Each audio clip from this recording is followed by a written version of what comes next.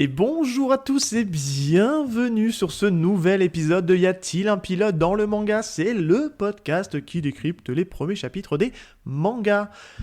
Bienvenue dans cet épisode, il est un peu spécial parce que il marque le vrai retour du fils prodigue.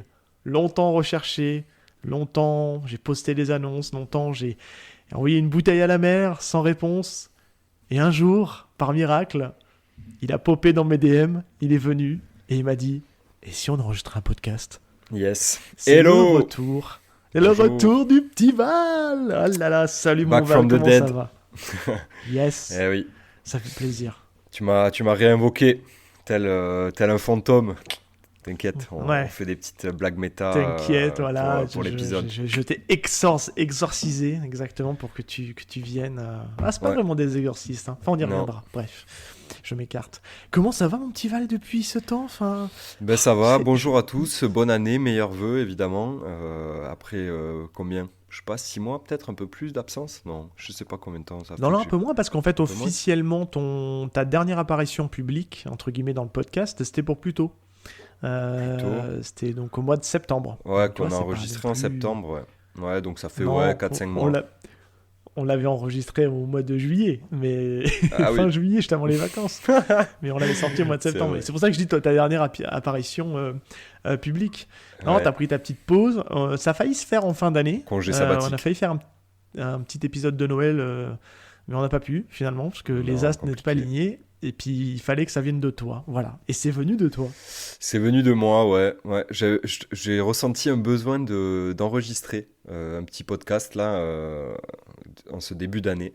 Et du coup, let's go. On va le dire aux auditeurs, c'est pas que tu n'aimes plus le podcast, t'aimes ça, puisque tu fais en parallèle toujours à un rythme pas forcément très régulier, Ouais, mais le pareil, hein, podcast sur la compliqué, NBA, très compliqué. ouais, il faut s'organiser, il faut les agendas et tout ça. Ouais, Mais t'es plutôt, en fait, t'as une baisse quand même assez significative de ta lecture de manga, complet, ouais, qui complètement. d'ailleurs, je vais te laisser en parler, parce que tu réoptimises toute ta bibliothèque, Ouais, justement, puisque tu te concentres que sur l'essentiel.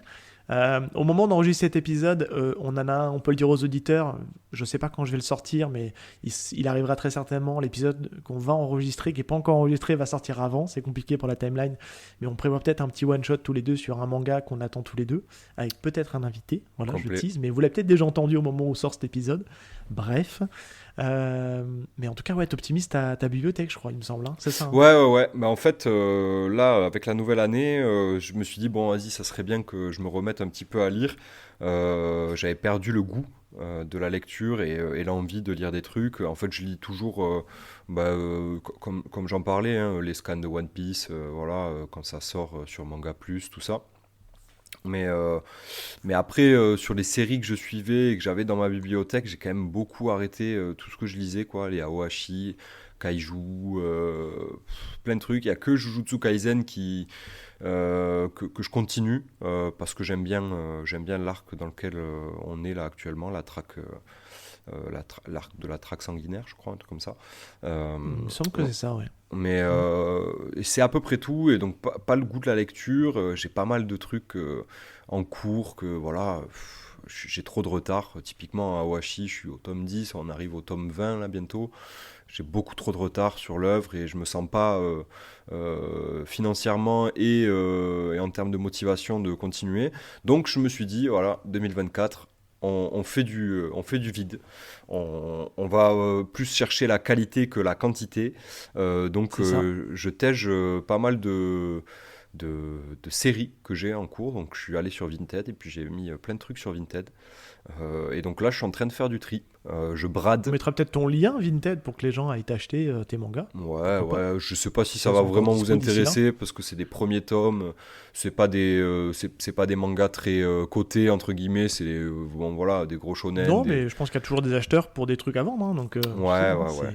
Je brade pas mal, hein, ça me fait un peu mal parce que ben moi j'ai beaucoup acheté en neuf, très peu en occasion, donc du coup là la revente, j'y perds sacrément, mais bon c'est pas grave parce que je le fais pour faire du tri et faire du vide. Donc voilà. Donc là j'ai déjà vendu deux trois trucs. À Oashi, j'espère que ça va partir bientôt. J'ai les 10 premiers tomes. J'ai vendu la Deluxe. Ouais, c'est Deluxe édition de La Slam Dunk. Star Edition. La La Star? Star Edition. C'est la Star Ouais. Edition de Slam Dunk, ouais. Ouais. Ouais. Comme un autre manga qu'on va parler bientôt. On fait toujours la vanne de pas en Et parler au début de oui, l'épisode, même si les gens ont vu la jaquette. il y a, On il y sait a de la, quoi il il y a la de quoi on va perfect, parler. hein. Il y a la perfect de Slam Dunk. Ouais, il y a surtout la perfect de Slam Dunk qui arrive bientôt. Ouais, Donc, c'est ça. du coup, je sors la Star pour me faire la perfect. Parce que, bah, vous le savez, hein, c'est quand même un manga que j'aime beaucoup. Donc, du coup, je l'ai vendu. Voilà, on fait un peu de tri. Et puis, surtout, on lit. Voilà, bah, typiquement, le manga dont on va parler aujourd'hui, c'était un peu l'objectif pour la reprise. C'est que je me suis dit, bon, il me reste combien 4 tomes à lire sur la Star Edition de Shaman King, du coup. Je me suis dit, allez, on met un petit coup de hanche et on avance et on termine parce que bah, j'aimerais bien finir, quoi. Et donc voilà. Donc là, j'ai pas encore terminé puisque Seb m'a foutu la pression pour enregistrer cet épisode. Mais Donc j'ai non. pas eu le temps de terminer Shaman King. Il me reste 2 tomes, mais ce ne saurait tarder. Ça m'avait manqué, ça. Non, mais alors, ce qu'on peut dire aux auditeurs, c'est que déjà, bah, tu vas revenir de temps en temps, puisqu'on s'est gardé quelques petites marottes comme ça sous le coude. Notamment, bah, tu l'as dénoncé, t'as grillé le truc de la blague. Bah, on va parler de Shaman King, mais on va y revenir tout à l'heure, vous inquiétez pas. Ouais, moi 2024, je casse tous les codes, hein. Ça y est. C'est ça, tu casses tous les codes.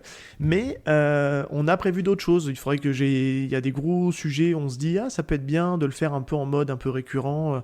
Donc des gros mangas qu'on n'a jamais parlé, que toi tu connais, qu'on connaît tous les deux, et que ça te ferait plaisir d'en parler. Donc encore une fois, on n'a pas de boule de cristal. Tu seras peut-être là plus souvent, on ne sait pas. Mais en tout cas, moi je t'ai dit, je ne mets pas de pression. Ça sera à ton initiative.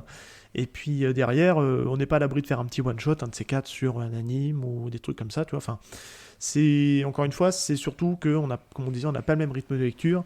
Toi, tu es beaucoup plus axé sur les jeux vidéo en ce moment. Tu as fait, je crois, il me semble, Baldur's Gate 3 là récemment, ou tu es dessus? Ah, je suis sais en plus. train de faire Baldur's, voilà.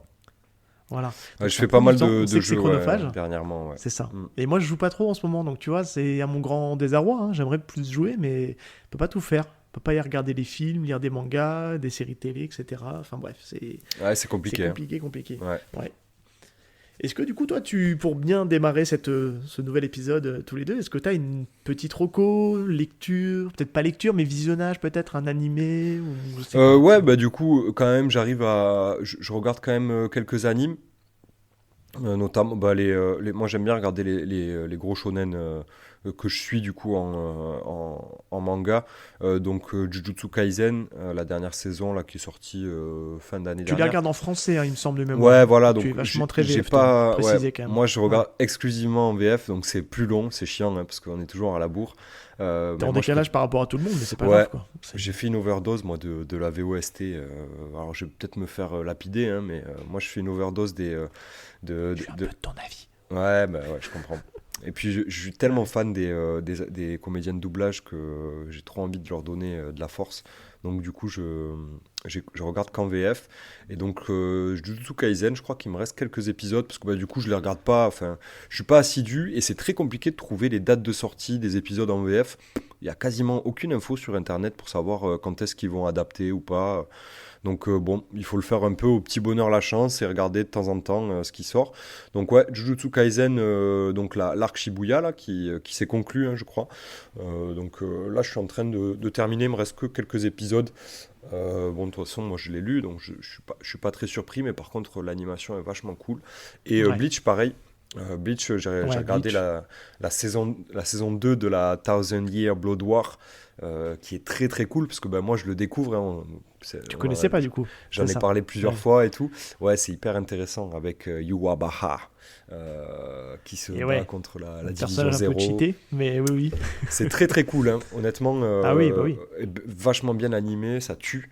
Et puis voilà, à peu près, c'est à peu C'est près peut-être tout. la partie de ceux qui lisent le manga qui est peut-être la moins appréciée parce qu'il y a une sensation un peu d'overdose.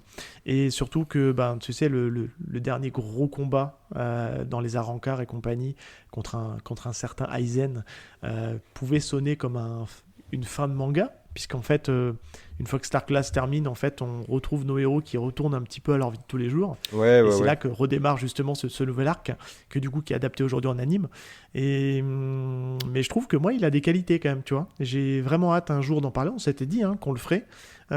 qu'on ferait peut-être un one-shot, où on referait peut-être un YPDLM Bleach, mais centré peut-être sur le début de cet arc-là. La dernière partie. Ouais. Moi, ça me dérangerait pas de le faire, ouais. Je t'avoue qu'avec... vu que j'ai pris du recul, enfin, tu sais, j'ai pas tout enchaîné, et surtout, j'ai arrêté ma lecture de Bleach au début de la Bah oui. série Thousand Year Blood War, justement pour la découvrir en animé et pas en manga, et pour avoir un peu tu vois, ce côté, ce passage de l'un à l'autre. Et honnêtement, je suis pas déçu. Il y a des choses que enfin, j'aime bien. Il y a toute une partie de personnages qu'on n'avait pas encore trop développés, qui vont être développés. Ouais, c'est ça. Il y a certains Il y a une persos qui sont partie développés et qui ne l'étaient C'est pas ça. avant. Et en plus, enfin, ouais, non, j'aime bien les combats, j'aime bien les Sten Ritter, la découverte des Quincy, là. Moi, je trouve ça Ben cool. oui, surtout ça. Ça, c'est assez stylé, je trouve. Puis Ouais, on en apprend un peu plus sur le passé d'Ichigo, donc enfin c'est... Non, non, ouais, c'est vraiment une super série. Et tu vois, tu soulèves un point, on en a discuté, mais on le fait par ici aux auditeurs en off, tous les deux. C'est vrai que c'est comment est-ce qu'on traite les gros mangas. Tu vois, je veux dire, Naruto, on a fait un subterfuge parce qu'on avait, tu sais, on avait coupé l'émission, puis on avait fait une partie chez nous, une partie chez les copains, et puis ouais. etc. Bleach, tu vois, on a fait quand même 3h30 pour parler de, on va dire, aller de 60% du manga, 65%, 70% du manga, et on n'a pas traité la fin. Parce que volontairement, on s'était arrêté là, on s'était dit putain, ça fait quand même 3h30 qu'on enregistre. Et c'est vrai que cette question-là, on en parlait tous les deux. Comment est-ce qu'on traite les gros bangers à plein de tomes? Alors je vais de dropper des noms, mais les Hippo, Dragon Ball, bah forcément la fin de Bleach. On a aussi One Piece un jour qu'on parlera, mais on se dit, bah, on va pas traiter du premier chapitre de One Piece qui fait 100 tomes ou du premier chapitre d'Hippo qui fait 100 tomes, tu vois. Puis enfin, pareil pour Dragon Ball, tu vois, ça serait un peu frustrant de se dire on parle que d'un seul. Le début de Dragon Ball n'a rien à voir avec. Est complètement différent avec toute la partie entre guillemets Dragon Ball Z pour faire le lien avec l'anime. Ouais. Donc c'est vrai que là-dessus on avait parlé, on s'est dit est-ce qu'on le traiterait pas par gros arcs? C'est ces titres-là, je parle, hein, vraiment. Parce que Je c'est pense des que c'est le titres meilleur emblématiques, moyen, tu hein. vois. C'est le meilleur C'est ça. moyen. Ouais. Ça dépend des mangas après, parce qu'il y a certains mangas qui sont typiquement bien découpés en différents arcs, d'autres qui le sont un peu C'est ça. moins, tu vois, donc et que tu peux plus traiter dans la... Tu vois, par exemple, je pense à FMA qui est un gros truc. L'histoire étant très linéaire et... Enfin, il n'y a C'est pas, ça. y a pas d'arc tu sais, bien changeant, tu vois, à la Hunter x Hunter, tu vois, par exemple dans Mhm. FMA. Et du coup, très compliqué de découper FMA en plusieurs arcs. À la limite, tu peux le découper en actes, mais c'est les actes d'une même histoire, quoi. Euh, ouais. Mais pour typiquement Dragon C'est du cas Ball, par cas, One hein. Piece, C'est ça. Bleach, Naruto, ouais, les gros, oui, là, c'est largement faisable puisque c'est découpé en arcs, même les Et Senseiya et Tutti Quanti. puis, ben c'est ça, les Senseiya, la question se pose aussi parce que ça reste quand même des arcs quand même radicalement différents. Il y a 3 arcs principaux dans Senseiya et ça reste des trucs quand même assez enfin cultes à part entière. Donc c'est vrai que là, c'est, tu vois, c'est une vraie question. Tu vois, bah, on va s'approcher gentiment des 3 ans du podcast. On a des choses Waouh! qu'on a déjà traitées dans le podcast. On s'est dit, ah, est-ce qu'on en a. J'aimerais bien qu'on y revienne quand même, tu vois. Parce qu'on s'est dit, on n'en a pas assez dit, ou on n'a pas traité l'autre partie du truc. Donc c'est vrai que autant pour les, on va dire, le Big Three, ou tu vois, les très très gros bangers, il y a peut-être moyen de trouver ce subterfuge-là sur les très longues séries. Là, je pense notamment à Hippo, où tu peux te permettre de, tu vois, faire plusieurs épisodes. Et puis ça permettra aussi aux auditeurs, bah, pour vous, de nous écouter reparler de séries, de refaire un petit truc, tout ça. On le fera pas pour toutes, je pense qu'on fera du cas par cas et selon nos envies. Ouais, Puis voilà, mais en tout cas c'est un projet qu'on a parce que ça sera aussi l'occasion pour toi de revenir sur les trucs que tu connais, que tu kiffes et que tu aimeras reparler. Donc voilà, ça sera entre guillemets à recaler ça au courant de l'année. On n'a rien de défini encore, mais en tout cas voilà. Il y a aussi le cas, et après on va se lancer dans Shaman King, c'est comment est-ce qu'on va traiter, parce qu'on n'en a pas parlé tous les deux, notre épisode anniversaire, parce que je ne me vois pas de le faire sans toi. Il faut qu'on trouve un peu une solution parce que ça, faut le dire, ça reste quand même un des gros cartons de l'année 2023. C'est ce fameux Super Manga Battle, Ultimate Manga Battle, pardon, où on a classé les chapitres. Et je me dis, comment est-ce qu'on on refait ça? Parce que t'as quand même, bah pour le coup, bon, il n'y en a pas tant que ça non plus, hein, mais t'as quelques mangas où il faudrait que tu relises les premiers chapitres et me dire ce que t'en as pensé. Ils viennent faire un peu la contrebalance dans ce Ouais. truc-là, mais je pense qu'on pourrait le faire comme ça, tu vois, dans le délire. Oui, peut-être. Après, voilà, pour être très transparent, mon retour, c'est pas un vrai retour parce que ça va être très compliqué pour moi de me dégager du temps pour C'est ça. enregistrer dans le futur. À savoir que bah, professionnellement, je change de travail. Le travail que j'ai actuellement me permet d'avoir cette flexibilité pour pouvoir enregistrer quand toi tu es dispo. Par contre, sur mon prochain job, ça sera impossible. C'est ça.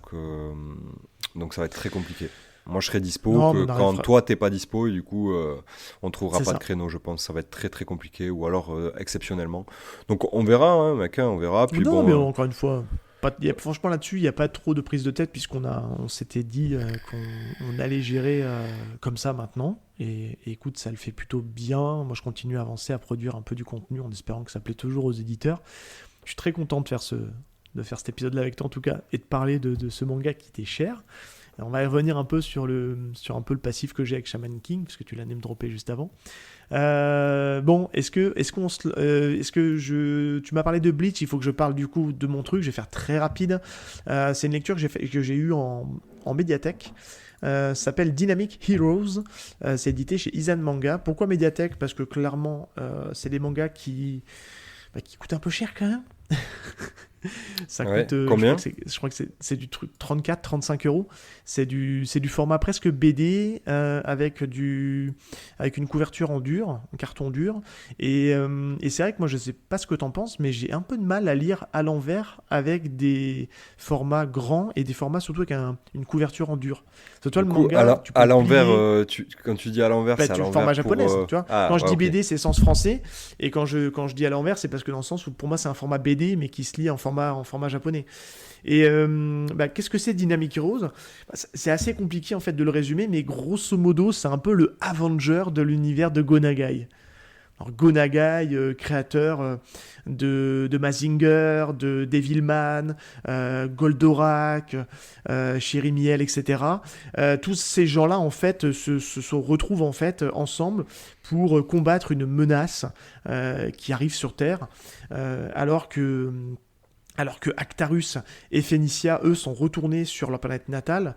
Et bien c'est au moment de leur départ que y a une nouvelle menace qui commence à revenir sur Terre et vouloir en découdre et à prendre justement la main mise sur la Terre. J'en dis volontairement pas plus parce que c'est un scénario quand même assez basique. On reprend en fait les chara-design de Gonagai. Alors il est pas au dessin là-dessus, hein, il est juste à l'histoire. Et c'est Kazuhiro Ochi qui fait toute la partie artwork. Ouais. Donc toute la partie dessin. Particularité, c'est tout en couleur. Et on a l'impression un petit peu d'avoir des scans d'animé. Alors c'est pas le cas, hein. Il n'y a pas un animé qui existe. Mais ça fait penser un peu aux couleurs. Toute la partie colorisation, en fait, ça fait penser aux animes. Et en vrai, c'est plutôt sympa. J'avais un a priori sur ce truc-là, en me disant est-ce que c'est pas un peu useless, quoi, tu vois, est-ce que c'est vraiment nécessaire? Et de ne pas avoir investi d'argent dedans, de l'avoir trouvé en médiathèque, en fait, fait que j'ai pris un peu plus de recul par rapport à cette œuvre-là. Et c'est vraiment bien. Franchement, c'est plutôt sympa, c'est pas prise de tête. Comme je vous dis, il faut vraiment le prendre comme une sorte de gros Avenger de l'univers de Gonagai, où on retrouve tous nos héros préférés. Alors, c'est vrai que moi je suis un peu jeune, parce que la plupart de ces trucs-là, c'était plutôt le début du club Dorothée, l'école d'Orac et compagnie. Moi, je suis pas de cette Ouais. génération-là, parce que c'est la génération plutôt fin des années 70, début des années 80. Moi, je suis du milieu des années 80. Alors, je parle des gens qui sont nés dans cette période-là, hein. Et ce qui fait que j'ai pas vraiment connu. Donc, Mazinger Z, ça me parle pas du tout. Devilman, j'ai lu le manga qui est édité du coup chez Black Box. Devilman, Et c'est ce qui avait été réadapté du coup sur Netflix, oui, Devilman Crybaby, c'est Crybaby, ça? ouais, c'est ça, exactement, ouais, tout à fait. Mais c'est pas dérangeant, parce qu'en fait, t'as pas besoin de connaître le lore des personnages, tu les prends, tu découvres leurs pouvoirs, voilà. C'est sûr que t'as pas toutes les refs, forcément, un peu comme moi, t'as pas forcément toutes les refs parce que tu maîtrises pas tout l'univers, mais c'est pas dérangeant et c'est pas un point bloquant. Donc voilà. Donc je vous recommande en tout cas ce Dynamic Heroes de chez Izan Manga qui a ce parti pris d'être plutôt sur du manga, on va dire haut de gamme, vraiment avec une belle qualité de page. C'est du papier glacé, beaucoup de couleurs dans certains. Et là, dernièrement, le gros coup qu'ils ont fait en date, c'est qu'ils rééditent tout Blackjack de Tezuka. C'est eux qui ont récupéré les droits. Et c'est ultra quali, mais malheureusement pas pour tous les budgets parce que ça reste très cher et je pense que t'en achètes un, t'as cramé une partie de ton budget Blackjack, c'est juste dans un tome. Manga de médecine, là, c'est ça? C'est ça, Blackjack. exactement. Ouais. On a traité l'année dernière avec Maimo, on a traité de Say Hello to Blackjack ou Give My Regard to Blackjack, qui est une inspiration et qui est un hommage au Blackjack de Tezuka. Blackjack, en fait, c'est le personnage qui est tout rafistolé au niveau de son visage et qui intervient en fait dans des conditions assez extrêmes. Mais voilà, c'est un manga culte de Tezuka qui est plutôt vraiment très sympa à lire aussi. Dans les choses qu'a fait Tezuka. Il fait plein de choses, Tezuka. Mon petit Val, est-ce qu'on rentrerait pas dans le vif du sujet? Ouais, carrément, let's go. Alors, je vais te faire un petit rappel du concept au cas où tu l'aurais oublié, mais c'est aussi pour les auditeurs. J'ai complètement oublié. Qu'est-ce qu'on fait avec PDLM? Eh ben, on prend le premier chapitre d'un manga, donc on le regarde ensemble, on le redécouvre ensemble, on débat et puis on commente en fait ce qu'on va lire dans ce premier chapitre. C'est surtout l'occasion pour nous de parler d'une œuvre qu'on aime, de la remettre en avant, et une fois qu'on a fait ça, on rentre un peu plus dans le cœur du sujet, on va décrypter un peu plus, on va sans trop vous spoiler, là on vous spoilera pas beaucoup, et après Shaman King c'est quand même assez ancien, donc je pense qu'en général les gens qui viennent ici ont lu Shaman King, c'est pas une découverte en tout cas. Ou vu Shaman King peut-être aussi, parce qu'on va en oui. parler. Donc voilà, et ça va être surtout pour toi, tu vas être un peu le spécialiste Shaman King, donc tu vas un peu essayer de nous, comme un peu à la manière d'un Hunter x Hunter, il fut une époque, hein, tu vas nous décrypter Shaman King et puis nous aider un peu à y comprendre un peu mieux, enfin à s'y repérer un peu plus. Voilà, je parle pas bien français, mais c'est pas grave. On est parti du coup pour vous parler de Shaman King, c'est parti. Ouvre les yeux, regarde bien. Tu peux bondir plus haut et plus loin. Le monde que tu vois n'est rien qu'une image. Écoute plutôt tes rêves les plus hauts. Tant de mystères jamais dévoilés, tant de chemins qu'il faut explorer. Est-ce donc ta destinée d'être chaman, Shaman King, d'être chaman, Shaman King? Si la force est en toi, oui, ce sera toi.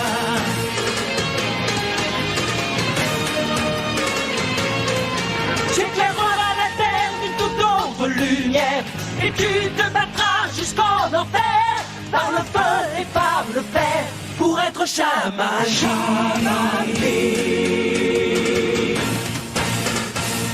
Mon petit Val, on ne perd pas les bonnes habitudes, n'est-ce pas? Je vais te laisser la main, parce que c'est quelque chose que j'avais pris plutôt... J'espère que tu auras mis le générique du premier animé de Shaman King. Hein. Bien évidemment. Évidemment, forcément, les auditeurs l'ont entendu. Mais oui, Ah oui. c'est forcément rajouté en post-prod, Mythique, tout ça, mais voilà. Mythique. Écoute, mon petit Val, je vais te relaisser la main, du coup, parce que généralement, c'était quelque chose que je prenais plutôt... Je le faisais en light, mais du coup, là, je vais te laisser la main et tu vas me dire, c'est quoi Shaman King? Dis-nous, où est-ce qu'on trouve ça, quoi? Alors, Shaman King. Let's go. Du coup, on passe sur une présentation d'œuvres. Ça fait très longtemps que j'ai pas fait ça. Du coup, je suis un peu rouillé, mais ça va revenir. Donc, Shaman King, tout simplement, c'est un shonen de Hiroyuki Takei, auteur quand même assez plébiscité et connu, puisque donc Shaman King s'est sorti entre 98 et 2017. Non, pardon. Oui, c'est ça. Si, c'est ça. Ouais, 98 et 2004, pardon. Donc c'est un manga qui est sorti pendant la sortie des plus gros shonen fleuves de l'histoire, hein, les One Piece, les Naruto, tout ça. Donc mangaka plutôt plébiscité à l'époque et avec pas mal de potentiel. Enfin, en tout cas, les éditeurs lui voyaient beaucoup de potentiel, et notamment dans son c'était un œuvre. jeune, quoi. Ouais, c'était un jeune dans son œuvre Shaman King. Je sais pas si tu as des infos, mais il me semble qu'il a été assistant avec Eiichiro Oda d'un autre auteur. Je l'avais vu passer quelque part, puis j'ai plus l'info là. Alors moi, Donc, voilà. il a été assistant avec Eiichiro Oda, mais il a surtout été assistant de l'auteur de Kenshin, Ah voilà, c'est ça. donc Avec Eiichiro ouais, Oda, du coup. Assistant Nobuhiro de... Watsuki. Ouais, Ouais. voilà, exactement, sur Kenshin le Vagabond. Exactement. C'est ça l'info que j'avais complètement Et c'est zappé. là qu'il a rencontré notamment Oda. C'est dans cette Oui. collaboration-là avec cet auteur-là qu'ils se sont rencontrés, ouais, complètement. Donc c'est la Ouais. même génération, donc c'est pour vous dire, c'est quand même une génération, c'est un peu la gold génération des Ah, parce auteurs. qu'il Hein. il est jeune, hein, je regardais, il a 51 ans. Ah Donc ouais, tu te rends ouais. compte, il a commencé, il avait 26 ans. Ouais, c'est ça, 26 ans. Ouais, Non, c'est moins que ça. ça, Hein. attends que je te dise une connerie. Non, oui, c'est ça, 26 ans, pardon. Ouais, donc c'est Et jeune. ouais, donc du coup, manga donc, de Hiroyuki Takei, Shaman King, c'est sorti donc entre 98 et 2004. La première édition avait 32 volumes du manga Shaman King. Il y a eu une édition Kodensha à 35 volumes. Alors j'ai pas trop d'infos là-dessus, mais Ouais, mais ça c'était celle... au Japon, donc on l'a pas eu celle-là, je crois. Si, Ouais. on l'a eu. Je suis pas sûr qu'on l'a eu. Mais, Je crois pas non plus parce qu'en fait il y a non. justement toute une histoire où Takei avait pas terminé ou avait fini son manga mais d'une manière pas qui lui plaisait pas et du coup il a Oui. réédité la fin et c'est notamment avec la Star Edition qu'on a chez Kana en 17 tomes qu'on a eu droit à la vraie fin de Shaman King du coup qui plaît à l'auteur et qui Elle avait fait du bruit cette fin. Hein. Elle avait fait du bruit. du À coup, moi, j'ai l'époque, pas eu le temps de finir, hein, donc ouais. j'ai Non, pas les infos. non, je veux pas qu'on donne je veux pas qu'on donne d'avis sur la fin, mais elle avait fait du bruit dans le milieu de l'édition parce qu'en fait, c'était une fin. Tu sentais que l'auteur était contrarié par cette fin-là et que Complet, il avait ouais. souhaité la refaire. Et Il les me fans semble de que Shaman c'était King très attendaient rushé. vraiment. Ouais, c'est ça. Ouais, ça a été très rushé et vraiment pas du tout apprécié. C'est d'ailleurs un peu pour ça que le manga est tombé dans l'oubli, hein, on va pas se mentir. C'est un des grands oubliés de cette époque où il y a eu des grands Ah ouais. shonen. Shaman King, quand même. Mais c'est pour ça qu'on en parle aussi, puisque pour la petite histoire, moi j'ai découvert Shaman King quand j'étais tout petit, avec le premier animé qui passait sur, je sais plus sur quoi ça passait, je crois que c'était sur TF1. C'était pas Game One ? Non, je crois que c'était sur les chaînes publiques, hein, Ok. et avec du coup le générique qu'on a entendu là, le fameux générique chanté en français.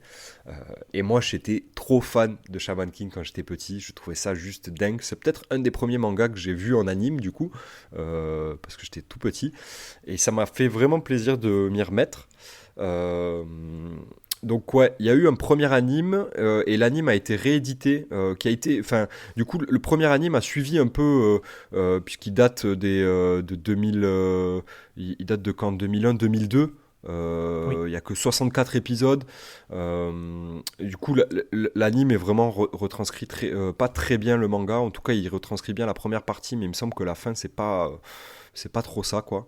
Donc, on a eu ce premier anime là, et derrière, l'animé du Shaman King normal a été réédité par Netflix récemment. Ouais. Il me semble que c'est en 2021, si je dis pas de bêtises. Oui, ça suit une mode en fait. Il y a Fruits Basket aussi qui avait été concerné aussi par ce repimpage, on va dire, d'une nouvelle série un peu mieux Ouais. faite et compagnie. Ouais, exactement. Et Et c'est pour Mappa, la- hein, je crois qu'il l'a fait. Non, c'est pas Mappa ou non, Madhouse c'est peut-être, je sais plus. je sais pas du tout. J'ai pas. Non, studio d'animation, c'est Bridge Studio. Ok. J'ai pas les infos. Ça me dit rien là comme ça de nom. Mais ils ont très certainement dû faire des trucs assez cool. Et du coup, pour le coup, cet anime, je l'ai aussi regardé. Alors, il y a des pour et des contre de mon côté perso. Les points positifs, c'est que déjà la VF de Shaman King, pour moi, elle est mythique. C'est-à-dire que je me souviendrai toute ma vie des voix de Yo, de Manta, de Ren, du premier anime. Et il se trouve que Ah. dans l'anime de 2021 sur Netflix, ils ont récupéré une partie du cast VF Oh, du premier d'accord. anime.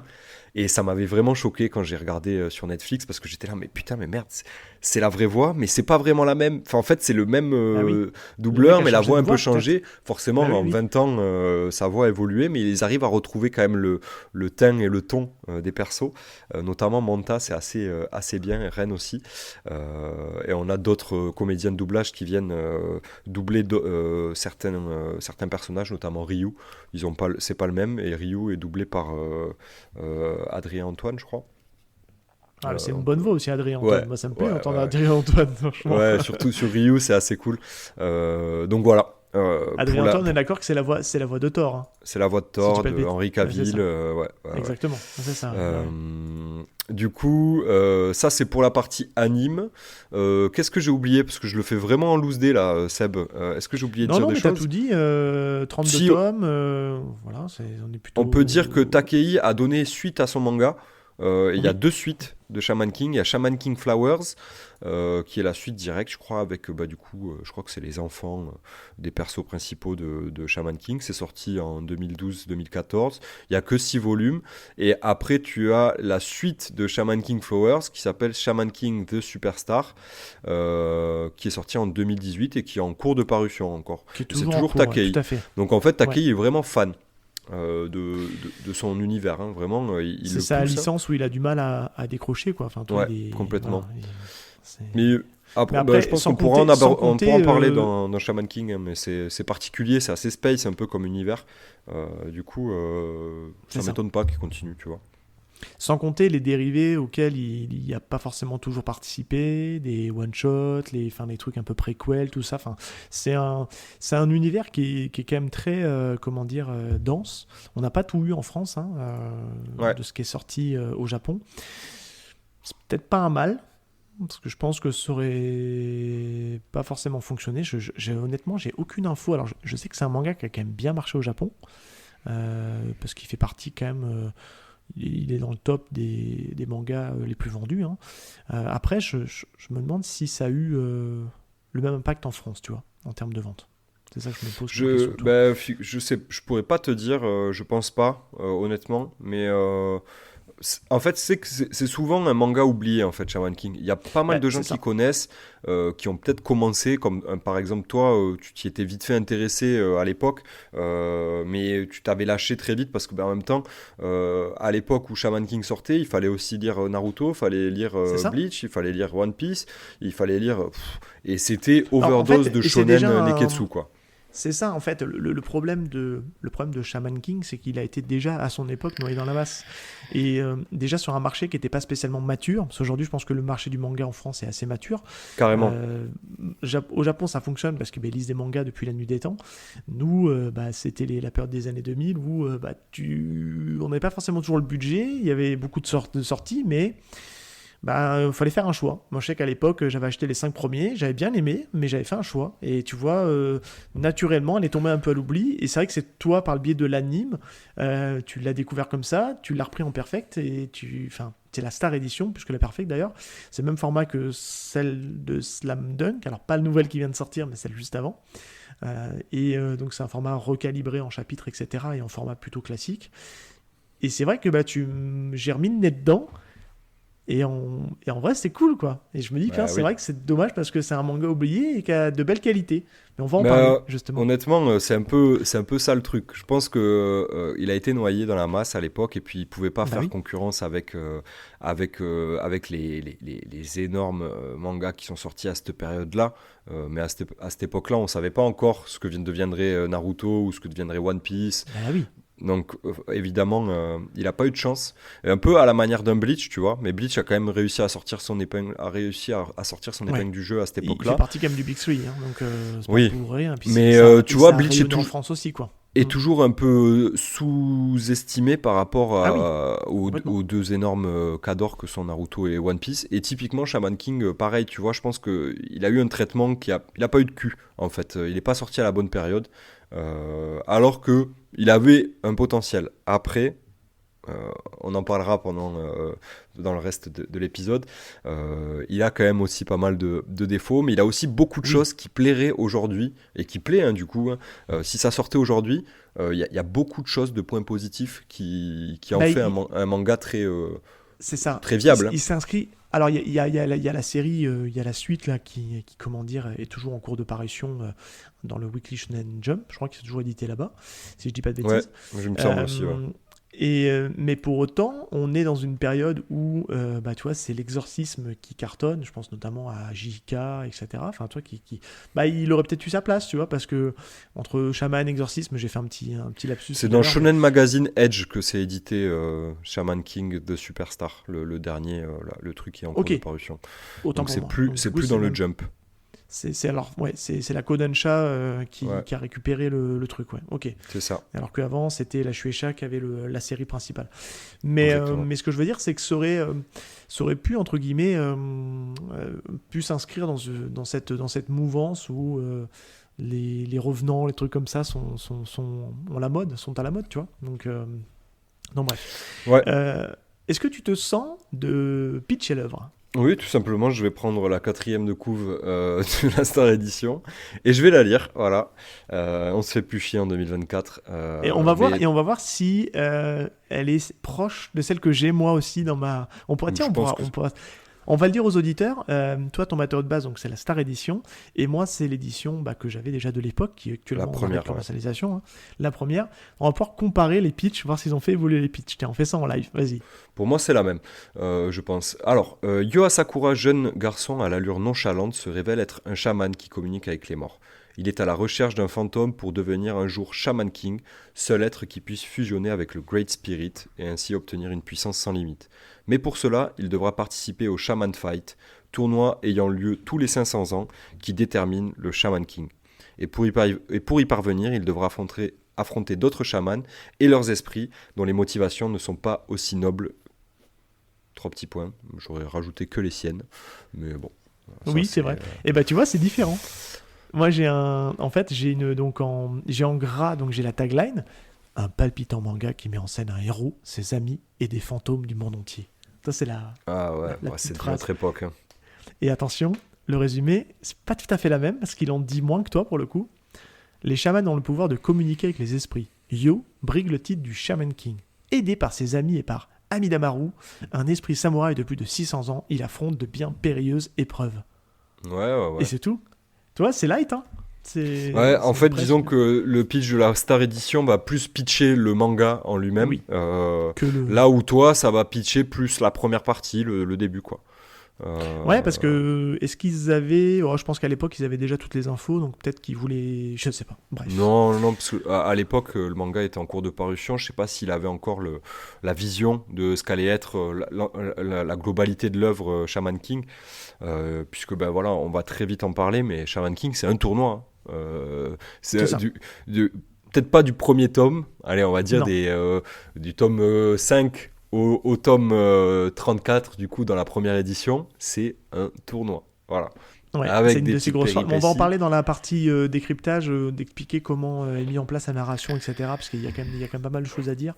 Avant de se lancer là-dedans, je voudrais un petit peu ton avis sur la Star Edition, parce que du coup, toi, t'as quand même plutôt ta deuxième Star Edition. Est-ce qu'elle est bien, voilà, qu'est-ce que tu peux nous dire là-dessus, parce que c'est la seule qu'on peut trouver actuellement chez votre libraire préféré. Honnêtement. Mon avis sur les Star Edition, j'ai pas un avis très. Je plébiscite pas, on va pas se mentir. Okay. C'est hyper intéressant pour justement revenir dans l'œuvre, et pour les gens comme moi, financièrement aussi, c'est 10 € je crois le tome, hein, un peu moins, et c'est des doubles tomes. Donc c'est quand même des bons pavés, il y a de la matière, il y a de quoi lire. La qualité des pages, c'est la même qualité que sur des formats de classique, quoi, de poche. Ce qui va changer, donc, c'est l'aspect double tome, la petite frise sur la tranche, qui est sympa. Ça se fait en 17 tomes. Et on a les jaquettes qui sont réversibles, avec donc la possibilité d'avoir différents artworks. Selon les humeurs.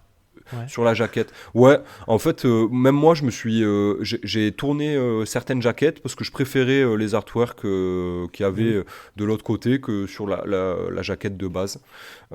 Et les artworks reprennent les jaquettes des 34 tomes, évidemment. Donc voilà, donc après, j'ai pas grand chose à dire de plus. Ça reste une édition quand même quali, hein, agréable à lire. C'est vrai que maintenant on est à l'ère des perfects et où C'est on a peut-être des la perfects. frustration, ouais. On aurait peut-être préféré Ouais. l'avoir en grand format. Bah, la preuve, ils Ils vont ils le ont, rééditer du en grand coup, format, je pense, ou en perfect. Voilà, exactement. Alors, j'ai cru lire, je voudrais confirmer l'info, mais qu'il existerait au Japon ce qu'on appelle une Kazenban, une format perfect, donc grand format pour Shaman Ouais. King. Je ne sais pas si c'est vrai ou pas, mais j'ai cru lire ça quelque part en préparant l'émission. Mais à ce jour, je crois, alors auditeurs, dites-nous, mais pour moi, dans ce label-là entre guillemets, de Star Edition, j'en connais que 3. Il y a donc Slam Dunk, qui va du coup passer en Kazenban. Il y a du coup Shaman King et il y a, que je dise pas de bêtises, il y a aussi Yu Hakusho, que j'ai trouvé d'ailleurs le premier tome en cash, que je vais aussi me faire, je pense, dans ce format-là. Mais bon, je me dis, les connaissants, ils vont peut-être nous sortir après les grands formats de ces trucs-là. Après, je pense qu'elles sont pas compatibles, les deux éditions. Elles peuvent coexister, puisque ça reste quand même un bon rapport qualité-prix. Hein. Vous avez 17 tomes pour 9,95. Pour le coup, c'est vraiment intéressant financièrement. On avait fait la comparaison à l'époque pour si on voulait acquérir la Perfect Edition de Slam Dunk versus la Star Edition. Vous payez le grand format, hein, quand même, parce que je crois qu'elle sera vendue, la Perfect, pratiquement 14 €. Et si un jour une grande édition de Shaman King doit sortir, ça sera pareil. Donc au final, le rapport qualité-prix, la Star Edition est quand même plus intéressante financièrement que la Perfect, Ouais. mais après ça dépend ce que vous voulez avoir dans votre Mangatech. Voilà, ça c'est Je viens de voir la là, parce question. qu'en fait les Italiens sont pas mal en avance sur nous, je suis en train de regarder en même temps. Eux, ils ont déjà la Perfect Edition de Shaman King, alors il y a des grandes chances que ça ressemble à celle Le qu'on grand aura format. nous. Ah Le oui. grand format, ouais, exactement. Et j'ai l'impression elle se termine en genre 30 tomes, hein, Oui. Ah oui, euh, ça réduit pas le nombre de tomes, oui, forcément. C'est sûr. je vois, il y en a 27, enfin en tout cas là sur l'image que je vois sur ce qui est vendu sur eBay et tout ça, il y en a 27, donc ah ouais, financièrement, ça va coûter Ah bah cher. oui. Et en plus, Regarde j'ai Slam pas Dunk, l'impression que ça elle soit est, si ouf que ça, en vrai. elle est complète en 20 tomes avec la Star Edition, là où ça va demander, je crois, 5 ou 6 tomes supplémentaires, il me semble, je crois, si on la Ouais. passe en perfect. Donc c'est juste une histoire d'esthétisme, on va dire. Tu vois, c'est juste parce que tu as envie d'avoir le grand format de la série que t'aimes. Et on va se le dire, moi je suis assez Yankee de ça. J'aime bien le côté grand format et Moi aussi. profiter en fait d'un auteur que j'aime bien. Est-ce que pour le coup, je franchirai le pas pour Shaman King? Moi, Tout je va pense dépendre pas, en je fait t'avoue. si c'est une opération rentable pour Kana. On voit que par exemple, il y a Soul Eater qui a été refait en format perfect. Mais Euh, Solitaire, elle est belle, tu vois, l'édition. c'est la copie Elle est conforme épurée, elle est. C'est la copie de Full Metal, hein, tu vois, Ouais, ouais, pour carrément. le coup. Là, tu vois, de ce que je vois de la Perfect qu'il y a en Italie, qui va probablement ressembler à ce qu'on va avoir nous, si ça sort, je suis pas convaincu que ça plaira, tu vois. Pas convaincu que ça plaira. Il y a une espèce de frise sur la tranche qui est assez jolie, mais elle est quand même plus jolie que la frise qu'il y a sur la Star, hein, on va pas se mentir. Oui, c'est Euh, assez basique hein, quand même, faut se le dire. Oui, mais, tout à fait. mais ouais, si c'est 14 € le tome, il y a moins de matière à lire, certes, ça sera certainement beaucoup plus quali, mais ça me. Ouais, je suis pas emballé, je t'avoue, alors C'est que pas moi je l'annonce qui suis te un vrai hyperait en Yankee. fait. Hein. Ouais, Donc clairement, je pense que je resterai sur ma Star, tu vois. Ma ok. Star Edition, elle me convient.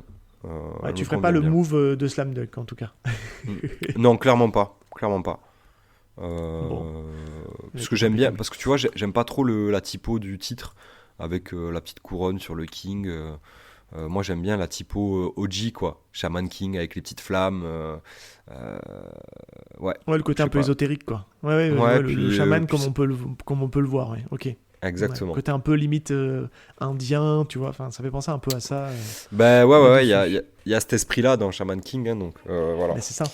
Oui, tout à fait. Le chamanisme, enfin, on rapproche souvent ça à la culture des Indiens euh, Ouais, qui vont prier américaine. leurs morts. exactement. Ouais. Ouais, les Indiens d'Amérique, oui, évidemment, ouais, pardon. C'est bien de le préciser. Est-ce qu'on s'en serait pas dans ce premier chapitre, mon petit Val ? Ouais, let's go. Allez, donc je précise, hein, moi je suis en matériau de base de la première édition, donc n'hésite pas à me reprendre s'il y a des petites différences dans ça. Donc le premier chapitre s'intitule « Celui qui danse avec les fantômes ». C'est un classique, hein, c'est un double chapitre puisqu'il fait 52 pages, donc il y a de quoi faire. Donc on va essayer quand même, parce qu'on a bien bavassé tous les deux, donc ça fait plaisir hein, toujours, mais on va essayer quand même de prendre les grandes lignes de ce premier chapitre pour ensuite prendre le temps de discuter tous les deux. Mais avant ça, j'ai envie de mettre en avant un peu cette première page d'avant-chapitre où on nous explique en fait ce que sont les chamans. Je me permets de le lire. Les âmes des défunts en perdition, errant dans les plaines et les forêts, et enfin les cieux, des hommes ont le pouvoir de déployer dans notre monde une force insoupçonnée, celui de communiquer avec le monde des défunts. On les appelle les chamans. Tin, tin, tin. Ouais. C'est façon J'ai New la York même. police judiciaire. De quoi ? T'as la J'ai même. la même, ouais. Bon. Déjà, qu'est-ce que tu peux me dire ? Moi, je trouve que je l'aurais bien aimé. Alors, c'est pour ça que peut-être, à la limite, je serais peut-être prêt à regarder la perfecte, parce que tu vois, typiquement, l'illustration du premier chapitre, donc de celui qui danse avec les fantômes, pour moi, elle est en couleur, celle-là. Elle est ouais. quand même archi stylée. De Il y a fou, tout, quoi. De ouf. Il y a tout. En couleur, je pense que ça va vraiment en jeter un max. Et ça te tease les personnages qui vont venir, en plus. C'est ça qui est plutôt Mhm. stylé, parce que t'as plein de mecs que tu vois pas encore tout de suite, quoi. Et elle est vraiment Ah trop oui, belle, oui, cette t'as même des illustration. personnages qui sont développés sur les derniers tomes. Hein, Ouais. Les petites sorcières, là, justement, elles sont plus dans les derniers tomes. Ouais, non, elle est vraiment très belle. Honnêtement, le dessin va beaucoup évoluer. Donc, ce qu'on voit là dans le premier chapitre, ça évolue vraiment beaucoup sur les Et très tomes, vite.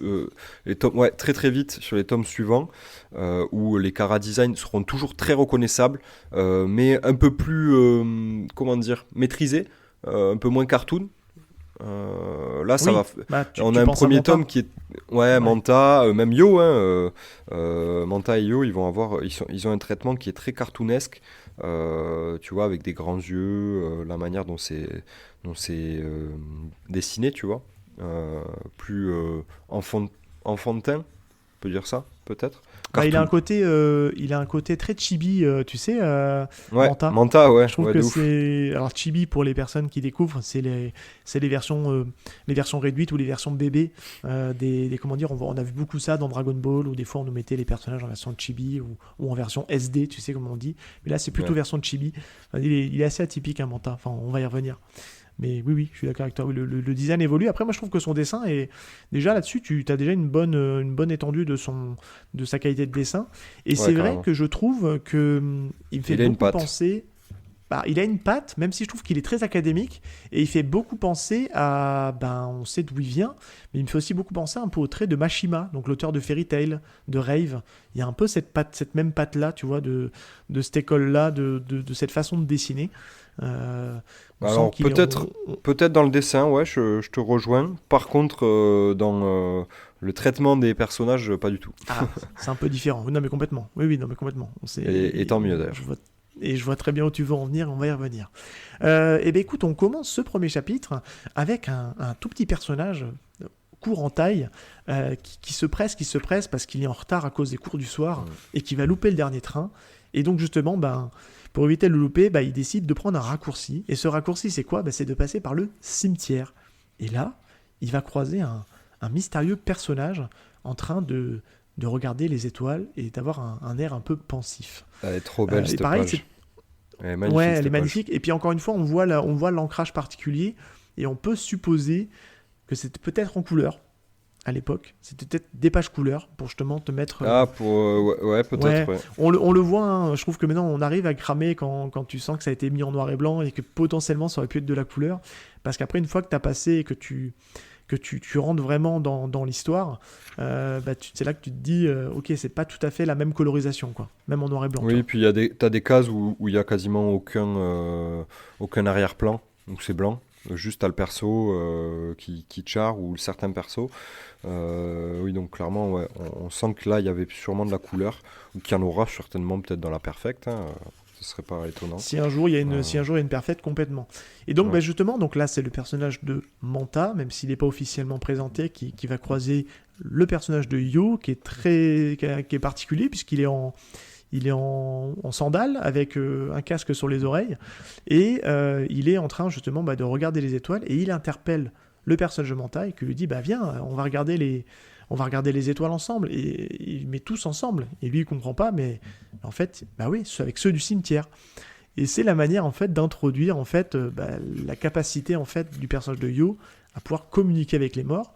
Et ce qui intrigue tout de suite, c'est que Manta les voit aussi. Et ça, on va le laisser en suspens parce que moi j'ai déjà mes petites théories, mais elles sont pas bonnes, je le sais. Mais en tout cas, on nous introduit nos deux personnages principaux. Déjà, qu'est-ce que tu peux me dire sur cette petite introduction avant qu'on arrive forcément à l'école, puisque ce sont des personnages qui vont à l'école, évidemment. Ouais, ça met tout de suite en place le délire de communication avec les morts, esprit, et le fait que Yo soit un personnage un peu... en fait, il est étrange, Yo, dans ce premier chapitre, parce que on Il est essaye de... lunaire. Justement, je trouve pas sur les premières pages, tu vois. Sur les premières pages, Ah. il est mystérieux. Limite, tu pourrais te dire qu'il est vicieux, tu vois. Qu'il est un peu chelou. Ok. Et mais après, sur les prochaines pages, ça sera complètement court-circuité parce que on va comprendre que c'est un personnage qui est hyper pisse, quoi. Mais très très pisse et très très voilà, nonchalant, comme je l'ai dit dans la partie dans le pitch. Et franchement, c'est assez original puisque Yo, c'est le personnage principal de l'œuvre. Et quand tu as un personnage principal qui est pas un gueulard, Non. tu À vois la ce que je veux Naruto. dire? Ouais, à la C'est Naruto ça ou que même à la Luffy, tu vois, ou un mec Ouais, oui. débordant d'énergie et tout. Il contraste. Yo, Ouais, c'est clair. Yo, on va pas dire que c'est un branleur, mais si, c'est quand même un peu un branleur, quoi. Il a un peu rien à foutre, il est en dilettante, là, il regarde les étoiles avec ses copains fantômes. Voilà, il se laisse vivre, c'est un peu un poète, quoi. Et j'aime beaucoup ce personnage, parce qu'il est vraiment très apaisant, en fait. Et c'était le cas déjà aussi dans l'anime. Et moi, c'est ce que j'appréciais beaucoup chez Yo. Il est vraiment peace, quoi. C'est le pote tranquille que tu veux avoir, en fait, Yo. Là où Manta est le un mec personnage du braillard, voilà, c'est survolté, ça. tu vois. C'est ça, c'est plutôt Manta qui a cette caractéristique-là de brailler, d'être très, très Bah, c'est le bruyant, petit pour nerveux, le coup. Manta, mais le petit nerveux, mais pas forcément dans le sens nerveux, énergique, puissant, mais plutôt nerveux, peureux, quoi. C'est ça. Il se cague un peu dessus, forcément, là, en voyant les fantômes, puisque c'est la première fois qu'il en voit, et on le voit, il fait toujours des têtes d'ahurie, il gueule partout, il est vraiment en stress, il est en stress pour rejoindre les cours du soir, il est tout le temps en stress, Manta, quoi. C'est vraiment, c'est un petit chihuahua, quoi. Palpitant Attends, à 10 000, justement. quoi. Justement, petit chihuahua, est-ce qu'on peut parler 5 minutes de son chara-design? Il fait combien, là? Il fait 1m20, il a des problèmes de nanisme, Ouais, mais qu'est-ce qu'il a? Comment ouais, ça il se est fait tout qu'il petit, petit Manta. comme ça par rapport à tout le monde? Il y a un problème, il a sauté 10 classes, j'en sais rien. Ouais, C'est très c'est bizarre. un, C'est un étonnant, le choix. C'est un petit gars, Manta, mais j'aime beaucoup. Oui. Manta, c'est un personnage très attachant, et ça, on va l'avoir dans tout le manga. C'est une des forces de Takei, c'est de rendre très attachant ses personnages. Et tous, Oui. parce qu'il va y en avoir une belle flopée qui vont rejoindre l'aventure de Yo. Et, Ouais, c'est pas manichéen parce qu'il y a tous les mêmes antagonistes qui peuvent paraître méchants, en tout cas dans ce que j'ai lu là, ont un petit fond qui fait que ça peut les rendre sympathiques à des égards, quoi, tu vois. Carrément, Donc, carrément. Mais en tout cas, ouais, donc Manta revient donc au collège. Ils sont au collège. Alors pour le coup, je fais la blague sur sa taille, mais quand tu vois le reste de ses camarades, il fait plus collégien de 13 ans que le reste de ses camarades qui, pour le coup, font peut-être un peu grands et un peu baraqués pour des collégiens de 13 ans. Pour le coup, j'ai l'impression que peut-être son personnage est peut-être un peu plus proche de la réalité. Moi, j'avais pas l'impression d'être très grand à 13 ans. Hein. Enfin, à 13 ans, j'étais en quoi? J'étais en 3e, 4e, peut-être 4e, bref, 5e. Donc on n'est pas très grand normalement à cet âge-là. Mais bref, et donc il raconte ce qu'il a vu, puis il passe pour un gros débile en fait, personne ne le croit, il est tellement hystérique qu'au moment où il voit débarquer un nouvel élève, et c'est forcément Asakura Yo qui débarque en mode, comme tu dis, Yo, je suis pisse quoi, il se met à brailler en disant c'est lui, et puis Yo, il en profite pour le décrédibiliser en disant non, les fantômes ça n'existe pas, et puis du coup il passe pour un con. Et je trouve que ça montre déjà un petit peu la dualité en fait entre les caractères des personnages. J'avance un petit peu, hein, mais Manta va se sentir d'une mission investie, c'est de le suivre et d'essayer de voir, pour essayer de faire tomber les masques, essayer de découvrir vraiment qui il est vraiment, quoi. Et c'est là qu'il va apprendre justement, ils vont se retrouver au bord de la rivière et qu'il va lui répondre que oui, il est venu ici pour suivre son apprentissage et pour devenir chaman. Et c'est là qu'on apprend justement l'histoire de ça. Qu'est-ce que tu veux dire toi là-dessus et éventuellement reprendre la main. Donc après on apprend rapidement ce qu'est un chaman en fait. Et je peux te laisser en parler justement. Il y a une petite page entre guillemets de comment dire de c'est pas un flashback mais c'est disposé comme un flashback puisque c'est sur en fait c'est Manta qui lit l'encyclopédie la définition de chaman dans l'encyclopédie et du coup c'est retranscrit en dessin où on voit justement des différentes on voit des chamans du Japon, on voit ce qui s'apparenterait à être des chamans d'Afrique, des formes, on a aussi des masques mexicains. Donc en fait on comprend très bien que les chamans c'est dans le monde entier. Ils ont pas tous le même nom, mais ils ont la même les mêmes comment on dit, les mêmes pouvoirs et les mêmes utilités. Si je peux dire. Donc il dit le chaman grâce au pouvoir des forces occultes a le don de guérison, celui de la politique, expert du surnaturel qui sait retransmettre la parole des disparus, donc parler avec les morts. Les chamans ont été au centre de la société des temps anciens, ils n'ont pas disparu de notre monde et continuent à exister de façon plus discrète. Et donc là très clairement on a la mise en place du contexte dans lequel va se dérouler tout l'œuvre de Shaman King, puisque c'est là que Manta va découvrir l'univers des chamans à travers Yo, puisque Yo est un chaman et qu'il est venu ici, comme tu l'as dit, pour parfaire son entraînement et sa capacité à communiquer et avec les esprits. Voilà. C'est ça, et puis en fait... on a tout un passage où donc, justement le personnage de Manta fait ses recherches, essaie de comprendre, on sent une grosse frustration parce que lui il donne en fait toute sa vie à l'école alors que Yo lui, il est juste là pour suivre sa formation, puis l'école ça, on va dire c'est secondaire pour lui. Et on a en parallèle de ça on a une nouvelle présentation de personnages et ça je vais te laisser en parler. On a la présentation du personnage de Ryu, qui est un peu la caution Furio de ce manga. Alors, ils ont l'air tous adultes, mais pour moi c'est les Yankees en fait. Alors on va peut-être se faire tomber par les fans de Furio parce que avec la sémantique, mais voilà, c'est un peu le gang du quartier qui sévit et qui lui a une mèche à la. C'est des beaux Sozoku, quoi. Ouais, c'est ça, mais un peu Yankee aussi. Ils ont des motos et un tout. peu à l'américaine, tu sais. Ouais, voilà, on le voit après dans le manga. Ils ont toute son équipe, ils ont des motos.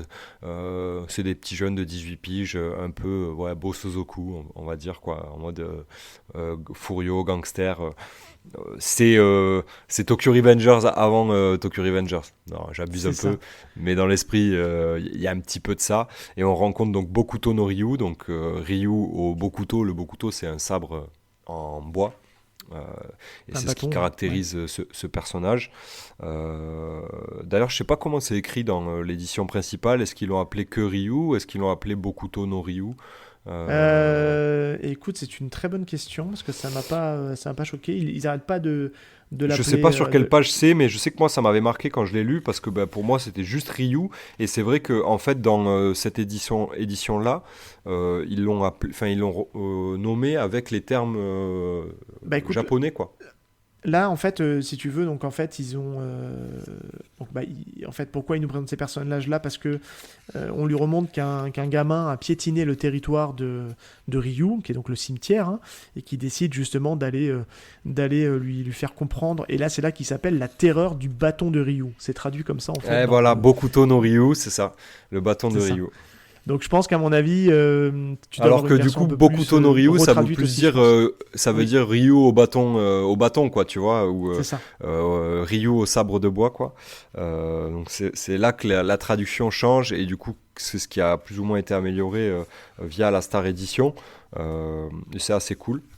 C'est ça. Ça peut être un peu galère dans les tomes suivants, puisqu'on va avoir plein de termes très compliqués, très techniques, où en fait, si tu fais pas des recherches Wikipédia, tu saisiras pas complètement ce que ça veut dire. Les moines Onmyo, etc.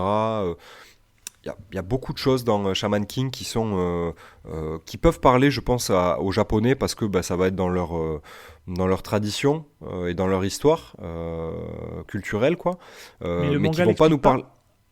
Pas tant.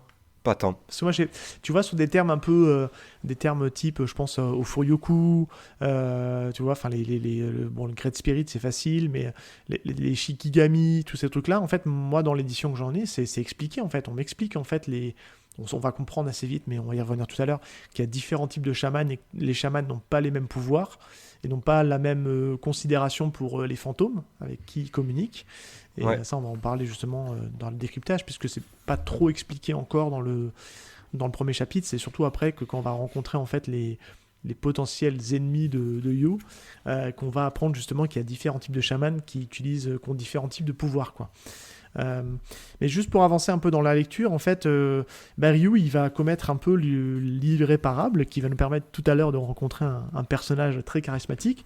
Il va profaner la tombe et détruire la tombe d'un certain, je te laisse le nommer. Amidamaru, le légendaire Eh oui. samouraï Amidamaru. Exactement. Il va fracasser la tombe de Amidamaru. En mode j'ai pas peur, quoi. Il peut Légendaire venir, j'ai samouraï pas peur. de 600 ans, qui, il y a 600 ans, a commis un massacre seul contre les armées de je sais pas qui. Voilà, samouraï légendaire. Et je prends la suite, je vais la faire courte. Ryu profane la tombe, il fait peur en même temps à Manta, Qui était là, voilà, au qui est passage. là. Et qui lui dit si tu reviens, je te Bah, casse il en va lui deux. casser la gueule, hein, parce qu'il va revenir à l'école avec des bandages et compagnie. Ouais, donc c'est il va ça. se prendre une rouste. Il lui hein. pète, Ouais. il lui pète un petit peu la gueule, et du coup Manta va se plaindre à Yo en lui disant que voilà, reviens plus au cimetière parce que y a Ryu et sa bande, et tu fais pas le poids, quoi, ils vont te fracasser. Et Yo, typiquement va dire ah bon, moi je vais y aller, Allez, viens, on y va. ouais, on y va sans trop d'explications, et sans vraiment besoin comment dire, Manta a pas trop besoin de le convaincre, hein, voire même il le décourage d'y aller, et Yo il va quand même, et c'est là qu'on voit que Yo invoque du coup Amidamaru en étant face à Ryu, pour lui dire écoute, on va voir ce qu'en pense pue la notre classe, cher hein. ami Non, Amidamaru. il pue la hein. classe. Il pue la classe, Amidamaru, Amidamaru. ouais. Ouais, Ah, il a mais la là, classe direct, de quand ouf. tu le vois, tu penses à Kenshin, quoi. Tu penses à Ah Kenshin, il y a tu penses à énormément Kyo. de refs, hein. Tu sais que c'est la référence. C'est aussi la période où il y a Kyo qui sortait en manga. Ouais. Manga de samouraï qui était très cool aussi, Kyo. Et il pue la classe, Amidamaru. J'ai adoré instant le personnage. hein. Franchement, il est vraiment chambé. Il a un peu la même cup, hein, que Kenshin, Ouais. Amidamaru, Oui. de coupe de cheveux. Et alors, j'ai pas lu Kenshin, donc je sais pas trop comment est traité le personnage de Kenshin. Mais Amidamaru, c'est vraiment la caution loyauté. C'est le soldat, c'est le samouraï, avec pour allégeance à son maître, etc.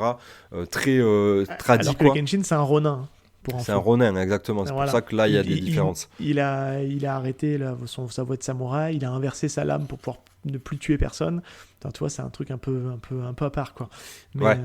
ouais. Mais en tout cas, Amidamaru, il pue la classe, quoi. Enfin, franchement, moi, j'aime beaucoup ce personnage.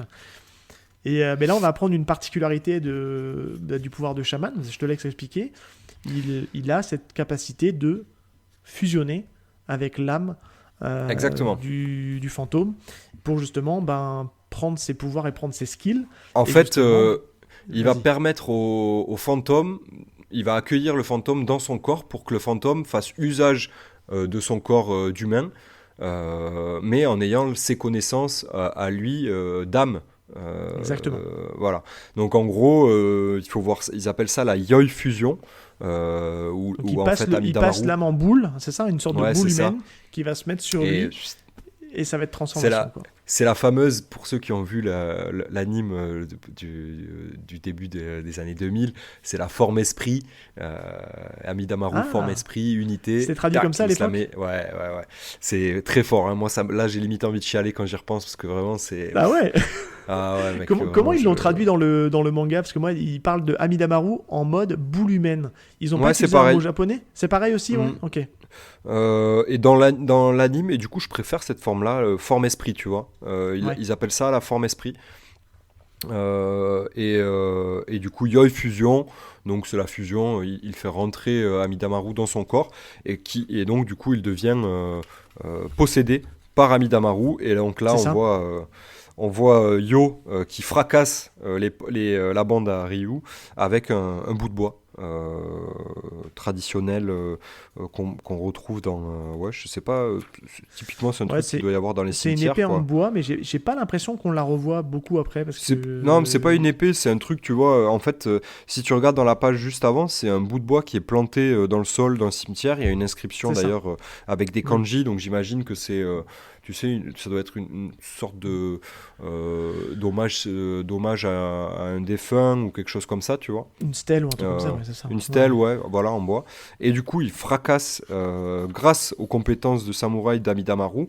D'ailleurs, on a une case où on le voit, en fait, on voit Yo avec un visage très différent, beaucoup plus sérieux, beaucoup plus dur, et en arrière-plan Amidamaru Ouais. avec son sabre Non, qui mais se tiennent, et donc on arrête-toi 2 comprend. secondes là-dessus, parce que là, je trouve que c'est là où il y a. C'est vraiment toute la force de ce mangaka-là, c'est d'arriver à faire de la mise en scène où justement tu vois les deux personnages Ouais. sur le même plan, et je trouve que c'est archi stylé, et il va se faire plaisir, hein. Moi, je sais qu'en tout cas, là où j'en suis, ça revient très souvent, ce style de cases, et elles sont iconiques. Enfin, franchement, ça te donne un. Honnêtement, tu vois, le fait de le relire, et je donnerai mon avis après, hein, mais de le relire sans avoir d'autres grosses lectures en cours, entre guillemets, de ce type de manga-là, tu vois, je pense notamment à l'époque quand j'avais Naruto, où j'étais en plein dans Naruto, Bleach, où je découvrais, tu vois, euh, je le lis différemment. Enfin, je te dirai après mon point de vue quand on Ah, je reviendra comprends dessus. très bien. Mais en vrai, je me dis, putain, je suis quand même passé à côté de quelque chose à l'époque. Bah, clairement, en plus, cette partie combat-là, du coup, maintenant que tu me parles de Kenshin et tout, on comprend très bien d'où il vient, du coup, Takei. Parce que on a cette espèce de case avec des impacts où on a les deux morceaux de bois qui se tapent. Et c'est très. La Corée, c'est une chorégraphie de manga de sabre, quoi. Ah oui. Tu vois, dans l'esprit. Et du coup, on comprend qu'il a été à bonne école, quoi, du coup, avec l'auteur de Kenshin, et qu'il il met à profit ce truc-là, en tout cas dans le premier chapitre, et on l'aura un petit peu par la suite, mais pas tant, honnêtement. Ouais. Pas tant, puisque ça va très vite devenir des techniques de chamaniques, etc. Et C'est on ça. aura d'autres chamans aussi qui apparaîtront, évidemment. Et bah, du coup, ce premier chapitre se clôture sur Sûr. Yo qui fracasse Ryu, mais qui ne le tue Oui, pas, qui dit ouais, on va mais pas de te quelle souiller manière? avec... Attends, ça va être un running gag. Qu'est-ce qu'il lui fait à Ryu? Ah bah il lui coupe sa banane. Il lui coupe sa banane, bah oui, Il et lui ça va coupe sa revenir banane. ça Et la plusieurs banane fois, de le pauvre. Ryu, elle va changer plusieurs fois, hein. Ah oui, il va prendre cher, Assez le drôle pauvre. quand même ça. Ouais, et puis c'est un Il a une personnage banane en que- forme de cœur, C'est assez ça. drôle. Ouais, c'est le côté Euh, Yankee, quoi. C'est ça. Ouais, Et puis exactement. ça se termine, alors tu vois, ça se termine presque comme un. Limite, la fin, tu vois, c'est en mode, t'as tous les fantômes qui chantent, qui dansent, tu vois, qui sont trop contents. Limite, tu sens vraiment que c'est le premier chapitre traditionnel, que s'il n'avait pas De l'époque. fonctionné, de l'époque, ouais, Exactement. s'il n'avait pas fonctionné, il aurait pu se conclure, tu vois, et ça aurait pu faire entre guillemets, un one-shot premier chapitre. Et puis grosso modo, bon bah voilà, on a vu l'aventure du chaman qui a réussi à battre les méchants, le méchant gang de Bosuzoku, et puis terminé, quoi, tu vois. C'est très tradit, hein. C'est vraiment... Ouais. ça transpire Ah, l'époque à ça laquelle c'est remonte sorti. Ça remonte près de 30 ans maintenant, hein. Ça a presque 30 ans ce truc-là, hein, donc Ouais, un peu moins, c'est un peu plus de 20, 20 ans. 98, 20, presque, tu vois. Ouais, 24 ans. Eh ouais. C'est pas mal. c'est- 20, ouais. non, 25 ans. 25, 26 ans. C'est vrai, ouais. Ouais, c'est une autre époque, hein. Mais en C'est même ça. temps, c'est une autre époque, mais je pense que si ça a été choisi, c'est aussi parce que le premier chapitre a un rythme assez élevé. Je trouve que ça se lit très vite. Ah ouais, carrément. Tu vois, Mais le Shaman King se lit très vite de manière générale, hein, je trouve, hein. Enfin, Ouais. Ouais. Il y a un rythme assez effréné sur le manga et je pense que c'est ce qui avait beaucoup plu aux éditeurs à l'époque. Et en plus de ça, le mec a vraiment joué le jeu de faire un premier chapitre introductif qui a un début et une fin, une conclusion, C'est ça, mais qui est complètement. pas forcément une conclusion définitive, c'est une conclusion qui peut amener à la suite. Et si l'univers vous plaît, let's go, votez dans le Jump et vous aurez la suite, quoi. En gros, c'est un peu C'est ça. exactement ça. Et ce que je trouve, c'est c'est un peu qu'il ça, ce qui se respecte. passait. On va aller assez vite dans l'analyse du truc, mais c'est que ça va assez vite, ça touche assez vite le public qui va bien, parce que là, on va en avoir d'autres dans le manga, mais on a une première fiche personnage, donc forcément, elle est consacrée à Sakuraiyo. On nous dit qu'il est au collège privé de Shinra. On l'a pas dit, mais ils sont dans un collège privé qui a l'air de former l'élite des collégiens, puisque ça a l'air d'être un collège qui met vachement la pression. Enfin, en tout cas, c'est pour ça que Manta a la pression. Et on apprend qu'il est en première année et qu'il a 13 ans. Et ce que j'aime assez, c'est que... Alors là, ils ne l'ont pas mis, mais un peu plus tard dans le manga, on va avoir les dates de naissance des personnages, mais avec l'année de naissance des personnages. Et Ok. c'est rigolo. Et c'est rigolo parce que tu en as certains, en fait, ils ont mon âge aujourd'hui, ou ils sont même plus vieux que moi, quand tu prends leur date de Genre qui naissance. Genre, Je sais plus, il faudrait genre que Ryu je retrouve. Alors, pas Ryu, parce que Ryu, pour le coup, est beaucoup plus vieux. Mais j'aurais eu tendance à dire. Tu vois, grosso modo, le manga est sorti en 98. T'as des personnages, ils sont de 85. J'en ai vu qui étaient de 81, 82. Tu vois, je trouve que c'est assez drôle. Alors, là, je l'ai pas dans le tome que j'ai. Mais je sais qu'un peu plus tard, tu as les dates de naissance avec vraiment l'année de naissance des personnages. Et du coup, tu te dis, putain, ouais, mais non, si on devrait les reprendre maintenant, ils seraient vieux, quoi, tu vois. Ouais. Mais je retrouve pas. Bref, c'est pas très grave, mais ceux qu'on la ref l'auront. Ouais, Déjà, 17 toi, ans, il a Ryu. Ouais. Ouais. Il a Qu'est-ce que 17 j'ai ans. de quoi donc qu'est-ce que j'ai pensé Du de coup, ce le fait premier d'avoir chapitre? relu ce premier chapitre, toi, du coup, est-ce que c'est pour toi toujours aussi efficace? Est-ce que Du coup, ça je l'avais fonctionne? lu quand j'avais racheté la Star et ça faisait un petit moment déjà. Ça fait bien 2 ans, je pense, qu'elle est sortie, Oui. la Star. C'est là que je me rends compte que le dessin a vraiment beaucoup évolué. Et on est vraiment passé d'un truc cartoon à un truc manga très classique. À la manière d'un Bleach un peu, tu vois. Ok. Alors, par contre, j'ai dit bien à la manière, je dis pas que c'est dans la même qualité que Bleach, parce que bon, Takei c'est un très bon dessinateur, il n'y a pas de doute. Par contre, c'est pas du tout le calibre d'un Tite Kubo, quoi. Tite Kubo qui est passé de dessins très corrects à Masterclass, des quoi. masterclass. Ouais, voilà. Là, Shaman King, ça restera, ça va s'améliorer, mais ça restera très classique, très standard, très correct, avec sa patte. Des personnages qui sont reconnaissables. Je veux dire, tu mets un personnage de Shaman King, il y a une manière de dessiner Shaman King, quoi, tu vois. Mais ça reste mieux. Je préfère, tu vois, les dessins qu'il y a à la fin du manga, et même au milieu, hein, que ce qu'on voit là dans les premiers chapitres, voire le premier tome, quoi. C'est ça. Euh, Je te rejoins assez. Pour moi, comme tu dis, c'est un premier chapitre qui est pas transcendant, mais qui est très classique, qui pose les bases, qui te pose les deux personnages principaux qu'on va suivre tout au long de l'aventure. Et ça marche bien. Tu sens qu'il y a une potentielle bonne alchimie. Très efficace. Voilà, tu vois, on voit déjà le potentiel du dessin de l'auteur. Alors, comme tu dis, il a sa patte, mais ça reste, tu l'avais utilisé à juste titre dans un ancien épisode, ça reste très académique. Et c'est pas un gros mot académique, hein, il est très dans les standards du Jump. Et c'est vrai qu'après, je peux comprendre, c'est bien ce qu'il fait, c'est très bien ce qu'il fait, mais je peux comprendre que ça a toujours été un peu le second couteau ou le troisième couteau des 3-4 gros là, qui étaient devant et qui fracassaient tout. Alors, ça n'a pas bidé, hein, attention, c'est pas ce qu'on est en train de dire. Hein. Ça a très bien marché, ça s'est très bien vendu. Voilà, il n'y a pas de souci avec ça. Mais on peut comprendre qu'il a toujours été dans l'ombre des gros cadors du moment. Et qui faisait que, bon, bah voilà, comme tu dis, il est un peu tombé dans l'oubli. Mais le fait de le redécouvrir là, tu vois, moi je l'avais lu il y a presque 20 ans maintenant, peut-être, ouais, un peu moins. Ouais, c'est ça, 20 ans, facile. Moi je l'avais lu, ça devait sortir en 2006, 2007, on les avait les mangas. Et je sais qu'à l'époque, c'était ma femme qui les achetait. Et c'est elle qui achetait ça et qui avait adoré, pour le coup, qui était vraiment rentrée dedans. Et qui, après, on a moins lu, parce qu'après, on s'est vraiment mis dans les comment dire, dans les études et compagnie. Et on a un peu lâché le truc, tu vois. Donc on avait acheté les 5 premiers, moi je l'avais lu en parallèle, mais si tu veux, j'avais plus ce souvenir-là. Ça m'avait pas marqué plus que ça. Et le fait de le relire là, tu vois, j'ai vraiment cette impression de dire putain, ouais, c'est pas mal en fait. Tu vois, autant j'ai beaucoup aimé la relecture des premiers tomes de Hunter x Hunter, je peut-être m'attirer des foudres, mais tu vois, là je l'ai un peu vite droppé parce que je suis retombé dans ce côté, tu vois, je suis pas trop client du dessin, etc. Il y a beaucoup de similitudes avec Hunter x Hunter d'ailleurs, sur beaucoup cyclique, tu vois. D'aspects. C'est ça. Mais là, toi, Shaman King, j'ai vraiment envie d'aller au bout et de fait de me dire, ouais, ok, ça va être un gros, comment dire, un gros tournoi pendant 32 tomes.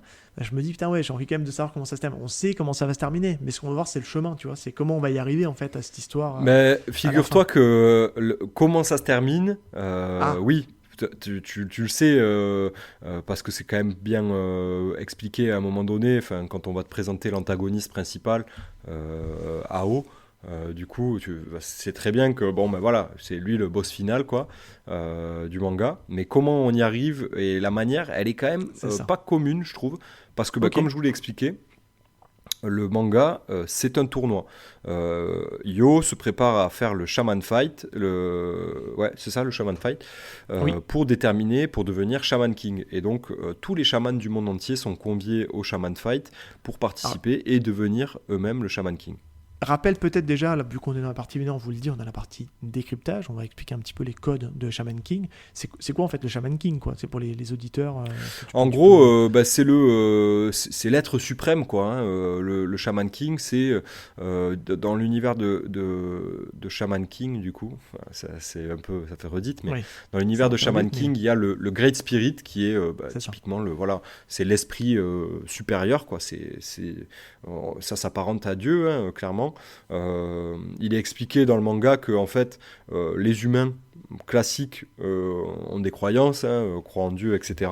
Et que la société des chamans, qui est une société secrète, qui vit en parallèle du monde des humains, en fait, c'est eux qui régissent le monde des humains, quoi, au travers de leurs esprits et du Great Spirit, de la volonté du Great Spirit. Et donc le Shaman Fight, c'est tout simplement le tournoi pour permettre à un chaman tous les 500 ans de fusionner avec le Great Spirit, donc l'entité suprême, et de devenir en gros le boss, quoi, le king, le roi des chamans, le roi des chamans, l'homme qui, littéralement, voilà, tu vois, l'homme qui a la communication directe avec le Great Spirit et qui est capable de tout et qui a la possibilité de faire évoluer le monde dans le sens dans lequel il a envie de le faire évoluer. Voilà. C'est ça. Donc c'est quelque chose d'hyper important auquel les humains lambda n'ont pas du tout la connaissance, mais par contre les chamans, eux, le savent. Et tous les 500 ans, un Shaman King est élu via un tournoi, et ça change la face du monde, quoi. Voilà. Mais donc tout le manga sera un tournoi. On va passer des phases de qualification aux phases de poule, avec des équipes qui vont se créer, et avec un tableau à double entrée.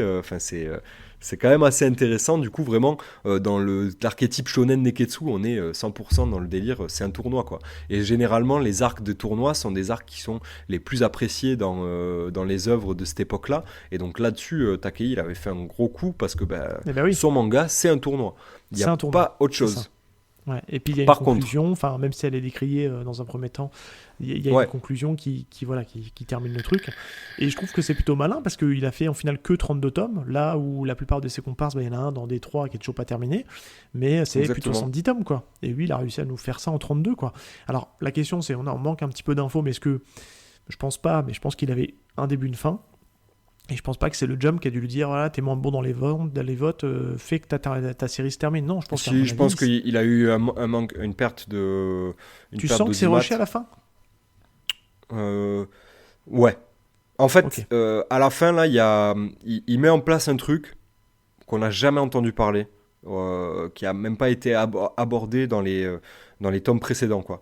Pour ceux qui ont lu Shaman King, je parle donc des 5 guerriers Voilà, j'en dirai pas plus pour pas spoiler, mais la notion de 5 guerriers, elle est amenée donc du coup là dans le tome que je suis en train de lire. Donc c'est le 3e tome avant la fin de la Star, donc on est sur les 6 derniers tomes, quoi, à peu près 6-7 derniers tomes.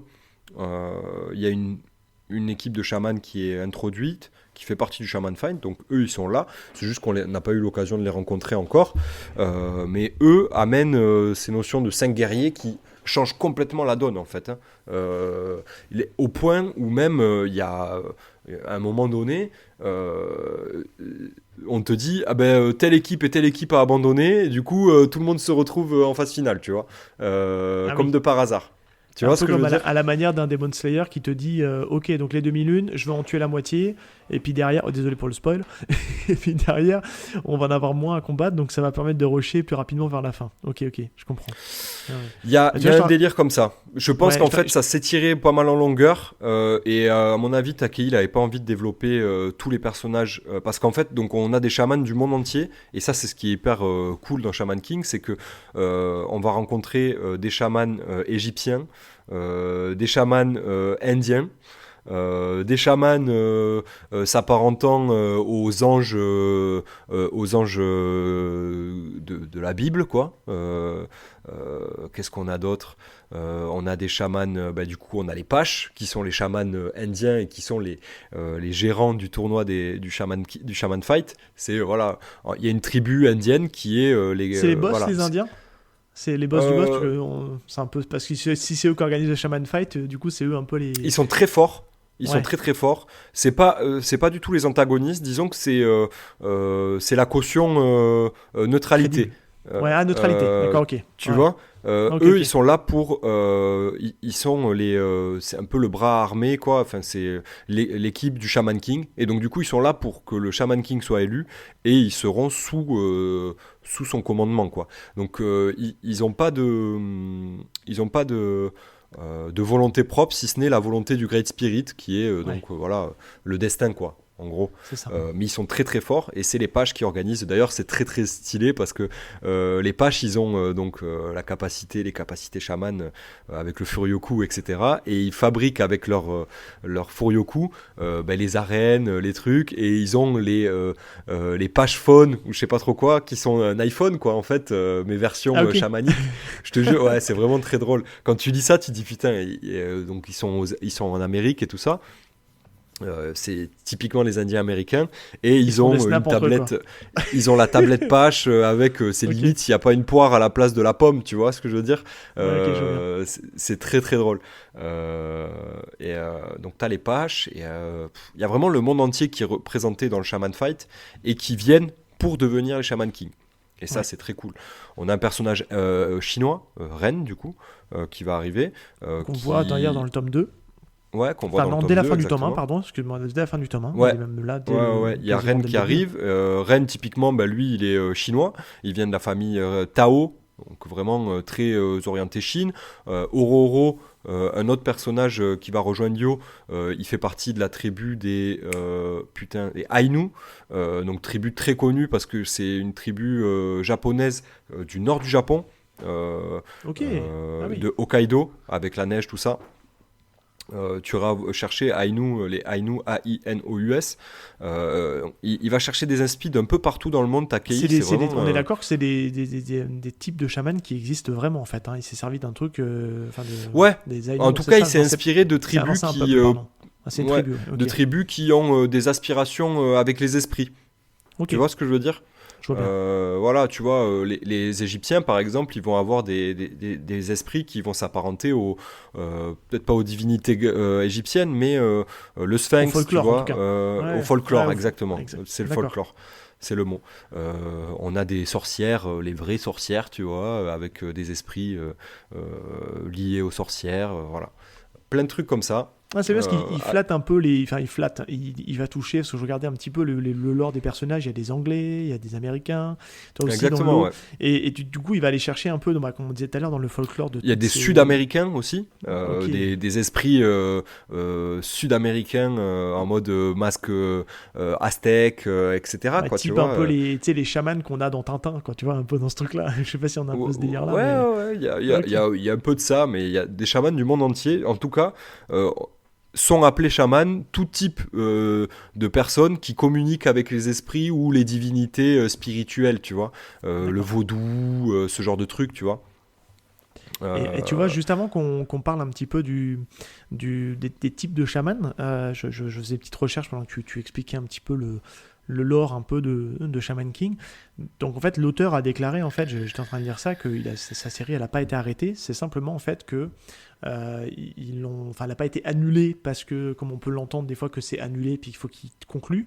Apparemment, c'est un mixte en fait où ils se sont rendus compte qu'elle était moins rentable et que lui aussi à côté était commençait à accumuler beaucoup de fatigue et que l'idée c'était quand même d'arriver à conclure dignement sa série, en tout cas en respectant un peu les attentes tu sais, des fans, hein, ouais. tout tourne à ce niveau-là, et c'est ce qui fait que du coup elle s'est terminée en 32 tomes. Mais voilà, c'est un mix de plein de choses, mais s'il avait eu entre guillemets la force de continuer, je pense il aurait peut-être pu Mais c'est gratter pour ça quelques qu'il a tomes refait cette supplémentaires. fin, il a Exactement, réédité la fin un peu plus c'est tard, ça. avec du coup la Star Edition.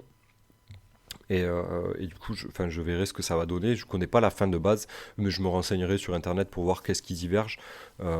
Oui, Mais c'est intéressant. En fait, l'univers et le lore est hyper cool. Euh, Ça peut être même too much parfois, trop poussé au point où on va vraiment toucher des choses parce que bon, Yo est japonais et donc il va toucher tout au folklore, vraiment au folklore japonais des moines shintoïstes, etc.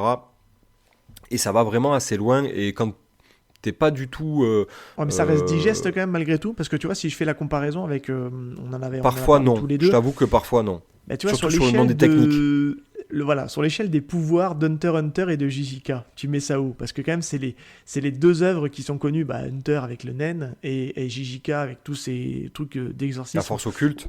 et la force occulte, qui sont pas toujours faciles à comprendre, qui sont des fois pas forcément très bien expliqués non plus par l'auteur lui-même. Tu places ça où, toi, Shaman King? Alors, déjà, on n'est pas trop d'accord. Parce que Ah. pour moi, le Nen, il n'y a rien de plus simple. En tout cas, Alors, il y a, C'était, y a excuse-moi, pas, y a pas j'ai une fait seule force mystique, Non, non, j'ai force fait un surnaturelle qui a été raccourci. mieux expliquée que le Nen pour moi. Mais Quand je disais pas expliqué par l'auteur lui-même, je tendais une perche à JJK. Mais oui, le typiquement, Nen en apparence c'est compliqué, mais c'est pas très simple à comprendre. Et la preuve, s'il y a des gens qui se sentent l'obligation de faire des vidéos YouTube pour nous expliquer le Nen, c'est que non, alors, c'est pas toujours ils très expliquent clair. le Nen pourquoi? Parce que c'est pas compliqué, c'est le Furyoku, c'est compliqué pour moi. Donc Ok. l'énergie de Shaman King, la manière dont c'est expliqué, etc., c'est assez flou. Moi encore actuellement, alors il me reste 2 tomes, je comprends pas exactement très bien comment ça marche le Furyoku, quoi, tu vois, et les Est-ce que c'est pas une oversouls, et manière les, de le laisser flou volontairement pour peut-être faire appel je pense, hein. à un petit Deus Ex Machina en disant tiens, Non. en fait il y avait un truc caché qu'on t'avait pas expliqué qui va permettre de gagner le match. Non, je pense pas. Parce qu'en fait, les je me permets, personnages hein, je pense évoluent à... en niveau de Furyoku, etc. Ils le font évoluer. Il y a des leviers très connus du manga game pour gagner en puissance Oui. qui sont mis en place. Genre, typiquement à la Dragon Ball, tu vois, tu meurs, tu reviens, t'as plus d'énergie, ce genre de truc, quoi. Il y a ce genre de choses, mais c'est pas très limpide. Le Nen, c'est limpide. Comment il s'appelle certes, c'est complexe parce qu'il y a beaucoup de choses à prendre en compte et du coup, tu as des gens qui t'expliquent, mais parce Ouais. que c'est Mais il t'en complexe. donne trop C'est d'un pas, coup alors je pense peut-être. C'est peut-être c'est ça pas aussi compliqué, tu vois. ouais, le problème de l'auteur de Hunter, c'est peut-être qu'il te donne beaucoup trop d'infos d'un coup qu'il faut que tu digères Voilà. et qui est peut-être un peu pas simple. Moi je Là trouve que là pour le où, coup, Shaman King, même s'il laisse des zones de flou, je trouve que, tu vois, là, on le disait un peu en off, il y a ces, entre guillemets, ces 5-6 premiers tomes où notre personnage principal va affronter différents types de chamans qui n'ont pas la même utilisation de leur Furyoku. Et pour le faire, entre guillemets, monter en puissance, et puis du coup, que nous, en tant que lecteurs, on puisse appréhender tout le côté pouvoir de Shaman King, même si tout n'est pas expliqué, et ça, je te rejoins là-dessus. Là où je trouve que peut-être dans GJK et Hunter x Hunter, on te balance tout à la gueule et puis grosso modo, il faut que tu arrives à digérer tout ça. Quoi, honnêtement, j'ai trouvé ça beaucoup plus digeste dans Hunter x Hunter. Ok. JJK, clairement, c'est moins digeste que Shaman King, mais en fait, c'est volontaire. L'auteur, il te dit non, mais en fait, il faut que tu t'en battes les couilles. Je vais t'expliquer des trucs. Si tu comprends pas, c'est pas grave. Là où dans Shaman King, ça peut me déranger parce que l'auteur il te fait pas comprendre que ouais ça se passe comme ça la technique ou je sais pas trop quoi. Dans JJK, il essaye de t'expliquer, tu vois. T'as des extensions de territoire ou des trucs où en fait le mec il essaye de te faire une explication. Ta gueule c'est magique quoi. Ouais, dans Shaman King c'est un peu ça quoi. Okay. On va t'expliquer que au début le chaman il fait rentrer l'esprit dans son corps pour être plus puissant, mais en fait c'est pas du tout la technique la plus puissante pour aller chercher le max de puissance. 100%, pour que ça soit le cas, il faut faire rentrer l'esprit dans un objet qui a appartenu ou un objet un peu fort, puissant en termes d'énergie chamanique. Faut faire rentrer l'esprit dans cet objet là, puis après en fait t'as plein de trucs. Au point où à la fin, ça devient too much. Ouais, mais tu vois, le côté chaman, moi je le vois un peu comme, tu sais, comme la synchronisation. Tu vois, un peu, je sais plus dans quel truc j'avais vu ça aussi, là, ça m'en vient pas, mais pour être parfaitement synchronisé, il faut que grosso modo, déjà les deux esprits soient compatibles, qu'il y ait plein de choses qui font qu'ils soient compatibles. Il y a un peu CF, de ça, le pouvoir de l'amitié. Et puis ensuite, si on veut rajouter de la puissance, faut retrouver aussi les objets qui ont appartenu peut-être au défunt pour pouvoir justement augmenter la synchro. Et c'est comme ça que je le vois. En tout cas, il y a un peu de ça. Et puis après, là où j'en suis, ça me choque pas. Tu vois. Voilà. Mais ça, c'est au début. Ça va vraiment se complexifier avec la suite. Et en fait, vu que ça reste un manga très classique, il faut que Yo et tous ses copains montent en puissance. Et parce qu'ils affrontent des ennemis de plus en plus puissants, des chamans de plus en plus puissants, qui ont des esprits, genre Amidamaru, c'est un samouraï légendaire. Mais Yo, à un moment donné, il va se taper contre des anges, genre l'ange Michael. T'as compris, c'est... Ouais, okay. Tu vois, par exemple, où il va se taper contre des divinités, quoi. Les types, ils ont Bouddha, c'est un des Bouddhas, c'est leur esprit, tu vois, avec qui ils se tapent, quoi. Du coup, ça n'a rien à voir, tu vois, en termes d'échelle de... Et donc, comment tu justifies que, en partant du postulat simple, qu'un simple samouraï, l'esprit d'un simple samouraï, peut battre un Bouddha, tu vois, ou peut battre un dieu... J'en sais rien. Est-ce que tu dirais que peut-être le petit bémol de Shaman King, c'est d'arriver à gérer la gestion de puissance? C'est peut-être ça son petit truc un peu compliqué? Ouais, ok. Ouais, il y a ça. Et aussi, je pense que en fait, Takei, dans son manga, Takei, c'est un fan de plein de trucs. C'est un peu comme Yo, tu vois. Ouais, je pense qu'il est un peu... Ouais, il est un peu perchax. Hiroyuki Takei. Il est un peu perché. C'est un peu un punk, tu vois, je pense, dans l'esprit. Il a plein d'idées et tout. D'ailleurs, le personnage de Yo, son emblème, c'est une feuille de weed. T'as compris. Et c'est un personnage perché.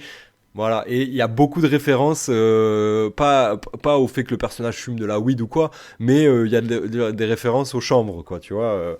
En même temps, le chaman, on a toujours l'image du chaman qui est un peu défoncé, qui fume le calumet de la paix, et oui, etc. il prend des trucs, forcément. Voilà. Mais c'est pas trop développé, ça. Mais c'est juste que, tu vois, ça reste un manga pour ados, hein. Faut pas non plus dire qu'on parle de drogue, hein. Même si on sait qu'il y a de la drogue derrière. À mon avis, Takei, il consomme, je pense. Dans son manga, des fois, ça part vraiment en live. Typiquement, je pense que c'est un fan de tout ce qui est mecha, tu vois. Ok. Voilà. Et mec, dans Shaman King, on a des mechas qui débouchent. Ok. Voilà. Ah ouais, tu me hype pour aller dans la suite, là. Mais je suis d'accord. Je pense que ça te hype, mais par contre, c'est pas expliqué, tu vois, on comprend pas, genre, y a pas d'explication claire et précise de pourquoi c'est des mechas, pourquoi ils ont pas des formes, je parle notamment des anges, tu vois, l'ange Michael, c'est un mecha, dans sa forme, il a une Mais forme est-ce qu'il veut très... pas faire une ref? Parce que là, de ce que tu m'en dis, le premier truc qui me vient en tête, c'est Evangelion. C'est sûr. Est-ce qu'il voudrait pas faire une ref un peu à Evangelion, quoi, tu vois, en faisant ça, quoi, Ouais, tu vois. ouais, il y a certainement une ref aux Eva, aux trucs comme ça, ouais. Il y a grave moyen qu'il fasse des refs à ses homologues, à ses comparses. Et je pense que c'est un truc qu'il kiffe dans l'esprit, au point où même ses personnages à lui, les personnages principaux, ils vont débloquer comme des formes de mechas, tu vois. Alors pas des mechas Megazord ni rien, mais Yo à un moment donné, à la fin sur la fin de Shaman King, il aura une forme d'harmonie avec Amidamaru qui lui amènera à avoir une espèce de truc mecha, tu vois. Et pareil pour le personnage principal de Ao, qui a, enfin l'antagoniste principal, son esprit, c'est le Spirit of Fire, c'est l'esprit du feu. C'est-à-dire que c'est un des esprits les plus chauds. Tu as le Great Spirit et en dessous, tu as les esprits élémentaires. Le feu, Et oui, le vent. forcément, ça va venir. Ça, on te l'introduit que à la fin. La seule chose qu'on t'introduit, c'est le Spirit of Fire que Ao a en sa possession. C'est son esprit avec lequel il s'est lié. Mais on suppose que ça viendra parce que forcément, les éléments font partie du monde du chaman. Et je sais que... Exactement. Mais ça vient vraiment très tard. Oui, ça vient très tard du coup. Ok. Ça vient très tard, ça vient là maintenant, tu vois. Moi, je suis en train de le lire là. On est en train de me parler des esprits, etc. Ah, il y a que Ao qui était aussi appelé. Alors moi, je préférais ce nom, Zeke, dans l'animé. Le méchant s'appelait Zeke. Ça me parle ce mot. Ouais. Ok, Zeke, j'ai déjà entendu, tu vois. Pour Zeke, le coup. c'était le nom de Ao. Du coup, je sais pas pourquoi ils l'ont appelé Zeke, mais moi, j'aimais bien Zeke. Et donc, lui a son esprit. Avec lequel il se bat, c'est le Spirit of Fire. Donc, tu as compris la puissance du truc.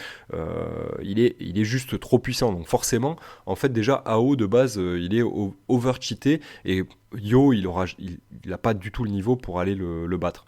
Il y a toutes les enchevêtrements d'histoire des différents personnages qui vont être développés pendant le tournoi. Et ça, c'est vraiment bien fait, par contre.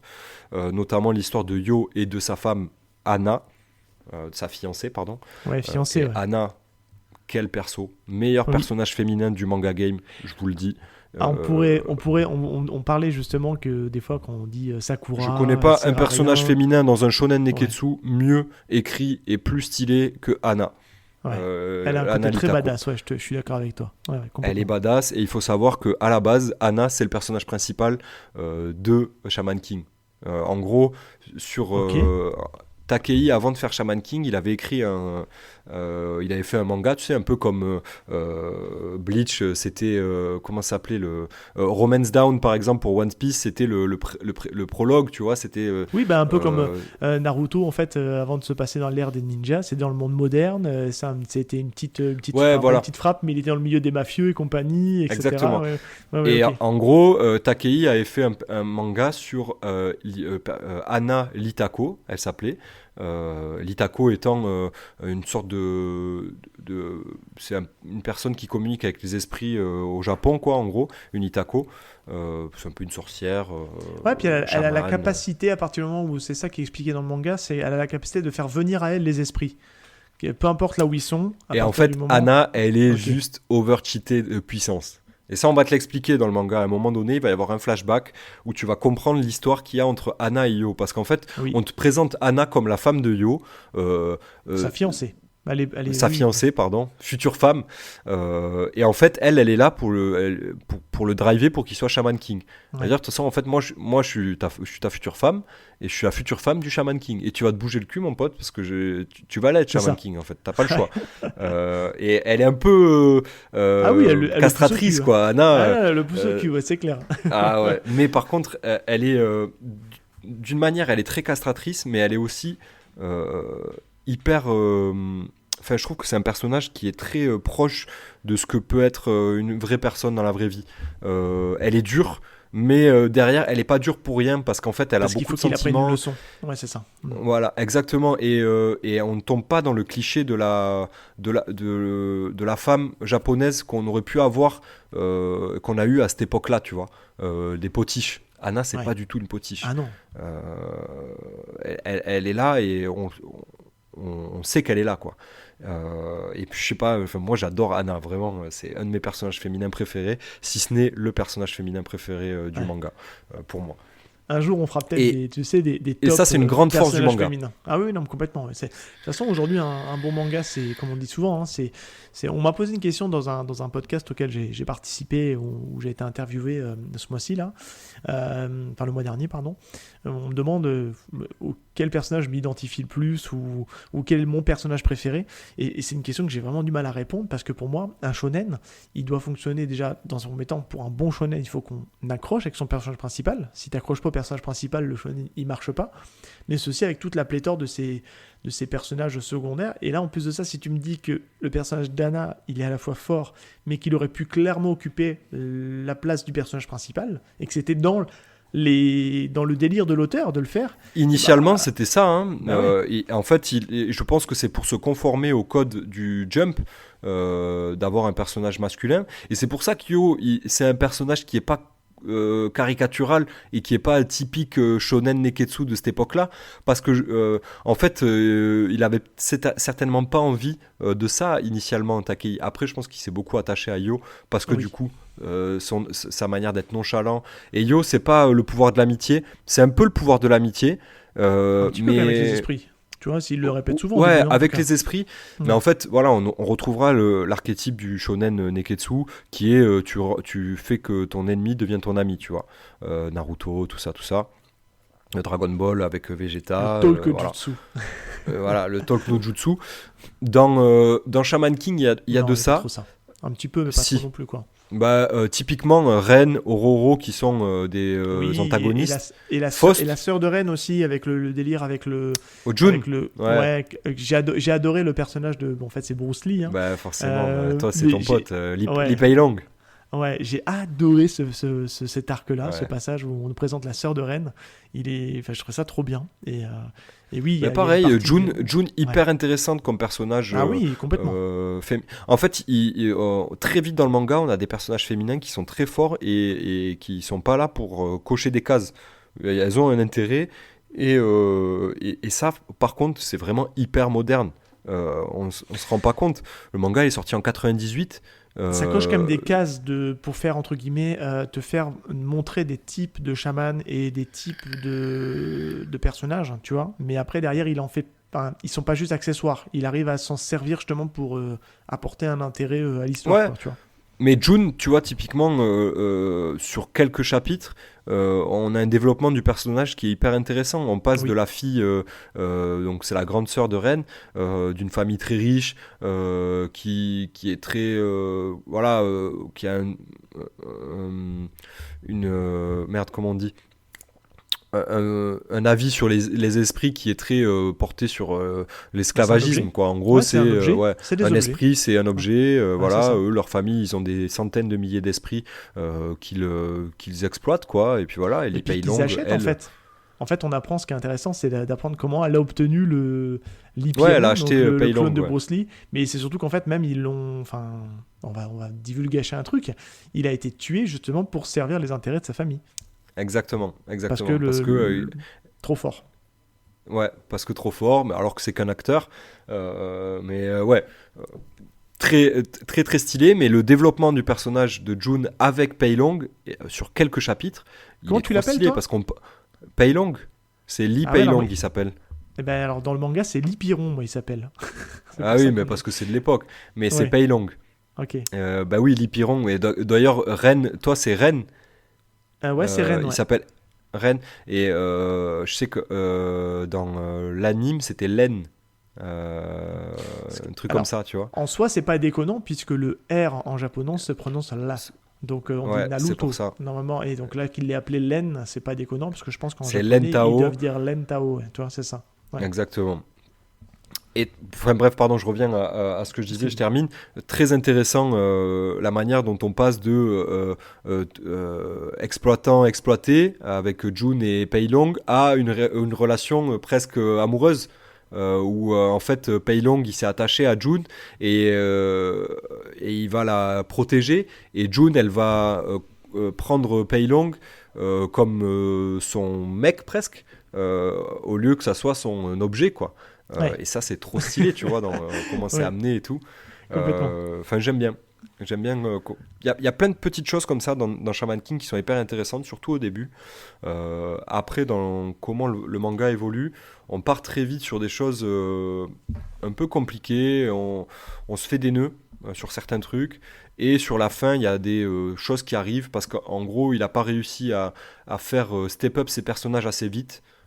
Et correctement, il y a tellement de persos puisque l'équipe de Yo elle va vraiment grandir, il va bâtir tout un crew autour de lui, je pense à Ren, Ryu, Oro, tous ces mecs là ils vont venir autour de Yo et il va falloir aussi qu'ils avancent parce que eux ils seront à la fin avec Yo pour le combat final, on va avoir besoin d'eux et du coup tu as des choses qui sont mises en place un peu à la vas-y que je te pousse, ah ben tiens voilà, bon mais maintenant il est juste over cheaté, c'est le meilleur, du coup les autres ils doivent se bouger le cul pour le rattraper,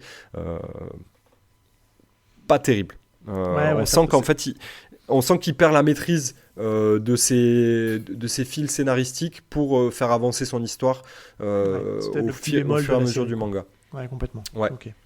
Il y a beaucoup de choses, de points positifs, mais il y a aussi des points négatifs. On va pas se mentir. Moi, je déchante un petit peu. Non, mais c'est normal. Après, en même temps, ça reste globalement une œuvre qu'on vous recommande, puisqu'on n'en parlera pas ici sinon. Mais on est avec des fois, c'est peut-être la production japonaise, la production des mangas au Japon, tout ce côté qui fait que des fois, on leur demande de produire, et puis il n'en sort pas forcément que du bon. On le voit, les derniers arcs de Naruto, certains développements dans Bleach. Ça s'égare. Ouais, ça s'égare. Il n'y a aucune œuvre parfaite, fondamentalement, je pense. Il y a toujours des choses où on est un peu moins client. Après, c'est très subjectif, tout ça. Mais, je déconne. Qu'est-ce que tu m'as dit ? J'ai pas compris. J'ai dit à part One Piece, mais je déconne. Non, mais One Piece, tu vois, tu l'as bien reconnu. Tu disais que le dernier arc que tu as lu était. Non, mais ça s'égare. C'est Wano, mais c'est ça. Du coup, One Piece, il joue beaucoup là-dessus, sur le fait que ça s'égare et qu'il y a beaucoup de choses à développer. Je pense que Oda, il a une résilience que d'autres auteurs n'ont pas à développer son univers. Typiquement, si Takei il avait eu la résilience de Oda pour développer Shaman King, on aurait eu un univers un peu à la Togashi, tu vois, sur Hunter x Hunter. Moi, complètement. À la croisée d'un Togashi ou d'un Bleach, tu vois. Exactement, parce que Takei, il est vraiment dans cette vibe-là.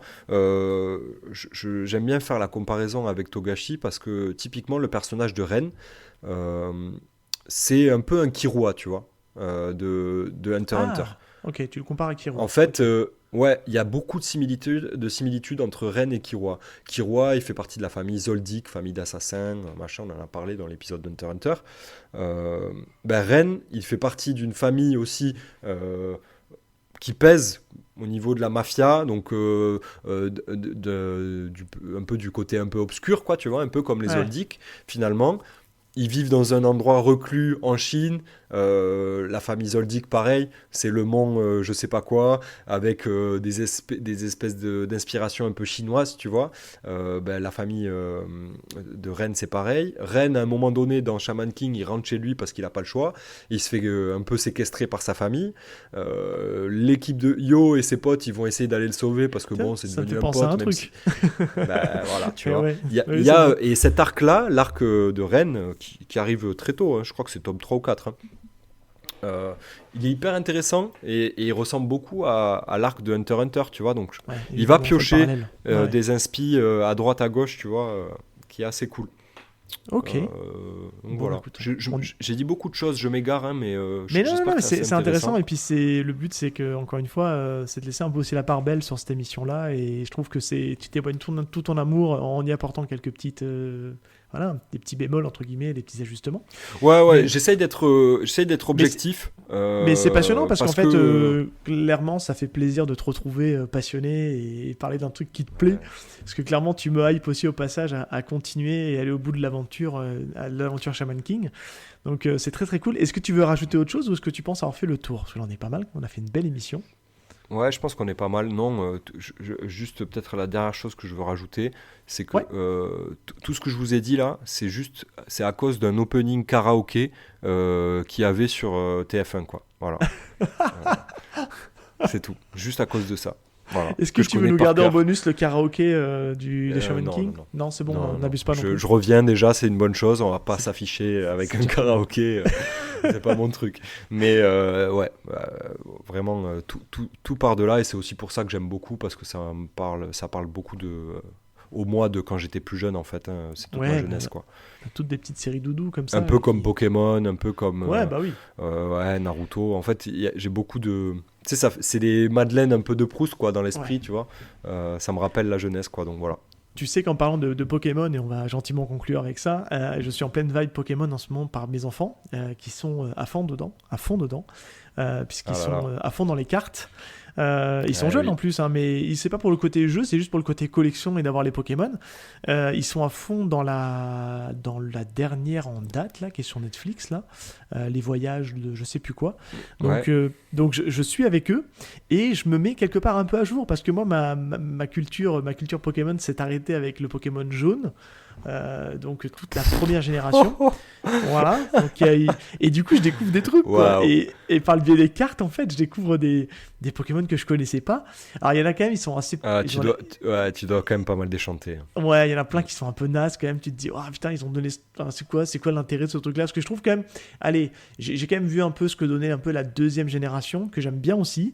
Je les connais pas tous, mais elle est quand même sympa, la deuxième génération.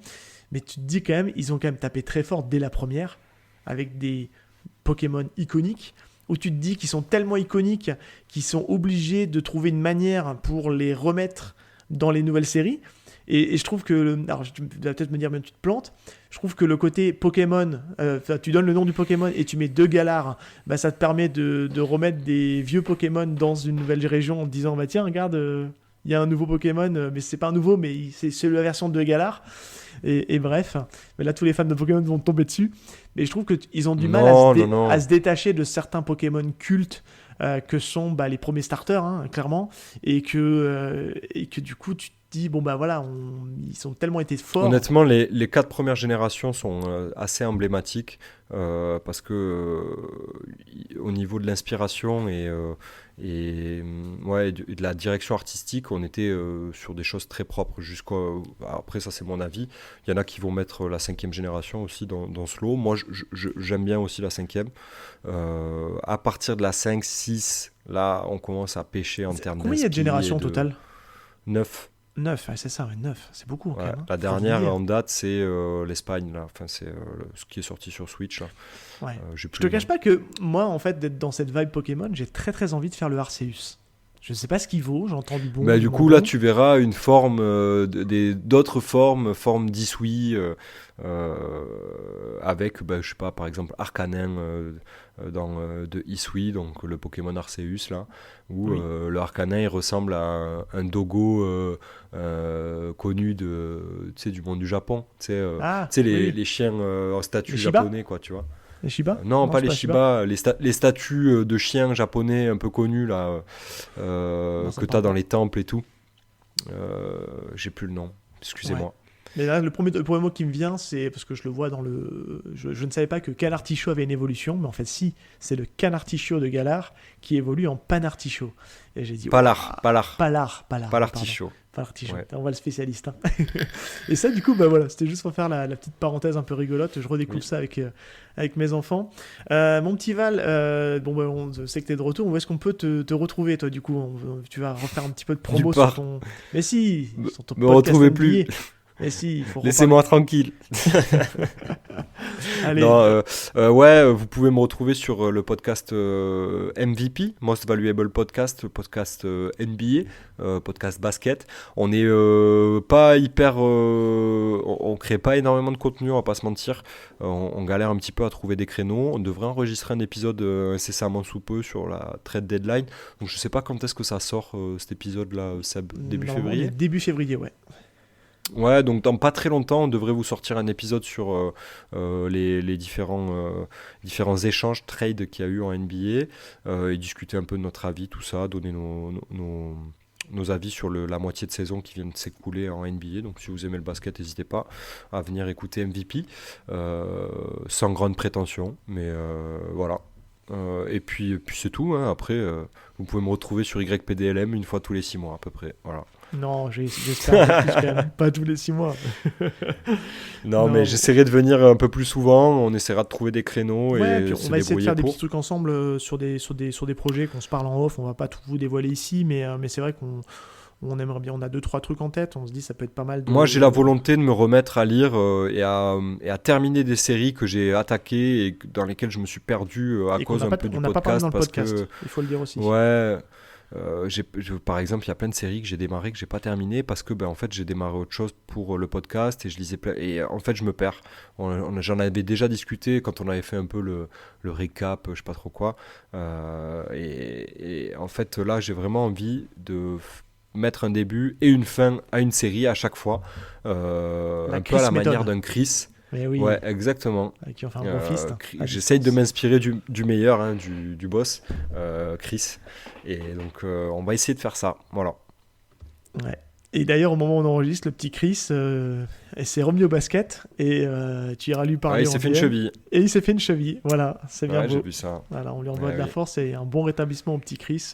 Bon, au moment où il écoutera cet épisode-là, j'espère qu'il sera remis quand même parce que. Ouais, je pense que d'ici 2-3 semaines, ça devrait aller mieux. Bon. Eh ben écoute, moi pour faire rapidement l'actu, donc l'actu YPDLM au moment où vous écoutez cet épisode, on a eu un peu de contenu qui est sorti entre donc l'épisode sur Capeta qui est sorti donc en milieu janvier. Donc il y a forcément l'actu Angoulême. Voilà, n'hésitez pas à aller écouter.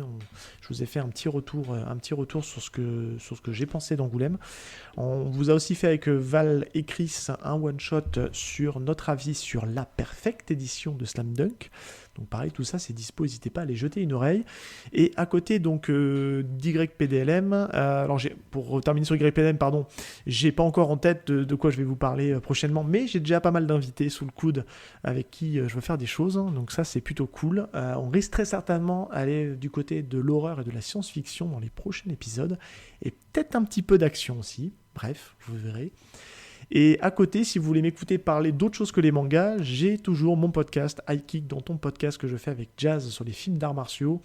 Et on a traité dernièrement donc dans les Griffes du Dragon Rouge avec Dolph Lundgren et Brandon Lee, et aussi de Kung Fu Jungle avec le très bon Donnie Yen. Et on vous a aussi gratifié de quelques hors-séries type High Kick dans tes films préf avec pas mal de guests très très cool. Voilà, je mettrai tout ça de toute façon, les liens dans la description du podcast si vous voulez aller jeter une oreille. Mon petit Val, ça y est, c'est terminé. On va se dire au revoir. Aïe, je viens de me faire mordre par mon chat. Voilà. Et lui, Val a toujours son chat. Il est toujours là. Il est toujours là. Toujours là. À griffer, à mordre, à faire tomber des tasses de café, etc. On a fait une belle émission de quasi 2 heures, mon petit Val. Donc ça faisait longtemps, donc mais voilà, on avait envie de parler et de se retrouver parce que sinon on se parle plus, quoi. Voilà. C'était très cool, je suis très content, je suis très heureux de l'avoir refait et j'espère qu'il y en aura d'autres bientôt. Oui. Et ça va faire plaisir aux auditeurs, hein, parce que j'ai pas mal de gens qui me disent ah ouais, c'était cool quand même avec Val, c'est dommage et tout, mais vous inquiétez pas, il va revenir. Et il est là. Non, c'est lui le meilleur, c'est Seb le meilleur. Non, t'as ta fanbase aussi, Val, t'as ta fanbase. Moi je suis une fraude, donc. Mais non. Non, quand ils t'ont écouté parler avec Passion de Shaman King, ils ne peuvent pas dire ça. Voilà. Ouais, voilà. Ça, par contre, s'il y a bien une chose dont je suis sûr, c'est que quand je parle, je le fais avec passion. Et donc voilà, c'est aussi pour ça que vous me voyez moins, parce que si j'ai pas la passion, j'ai moins de plaisir. Exactement. Même si j'arrive à prendre sur moi et pas fake, mais en tout cas être un peu plus. Non, l'idée c'est que tu recharges un petit peu les batteries, que tu redonnes un peu de goût à la lecture. Et après, c'est comme. Là, en fait, clairement, c'est pas moi qui ai forcé le truc, c'est toi qui es venu me voir et qui m'a dit je voudrais bien qu'on enregistre. Donc, c'est pour ça qu'on a fait cet épisode. Ouais. Eh bien, écoutez, très chers auditeurs, l'émission arrive à sa fin. Pour nous soutenir, rien de plus simple, c'est d'aller mettre des petites étoiles, des petits commentaires sur les applications de podcast dédiées, type Spotify, type Apple. Voilà, on est complètement bénévole, mais ça nous aide juste pour le côté visibilité, référencement. Je ne refais pas le topo, mais c'est vrai que un petit commentaire, une petite aide, 5 étoiles, des trucs comme ça, vous mettez la note que vous voulez, hein, je vous force pas, mais ça nous aide en tout cas pour gagner en visibilité et puis faire connaître le podcast autour de vous. On est présent sur tous les réseaux sociaux, en général c'est moi qui vous réponds, et puis on se dit à très très bientôt pour un prochain épisode de Y a-t-il un pilote dans le manga. À bientôt tout le monde, ciao.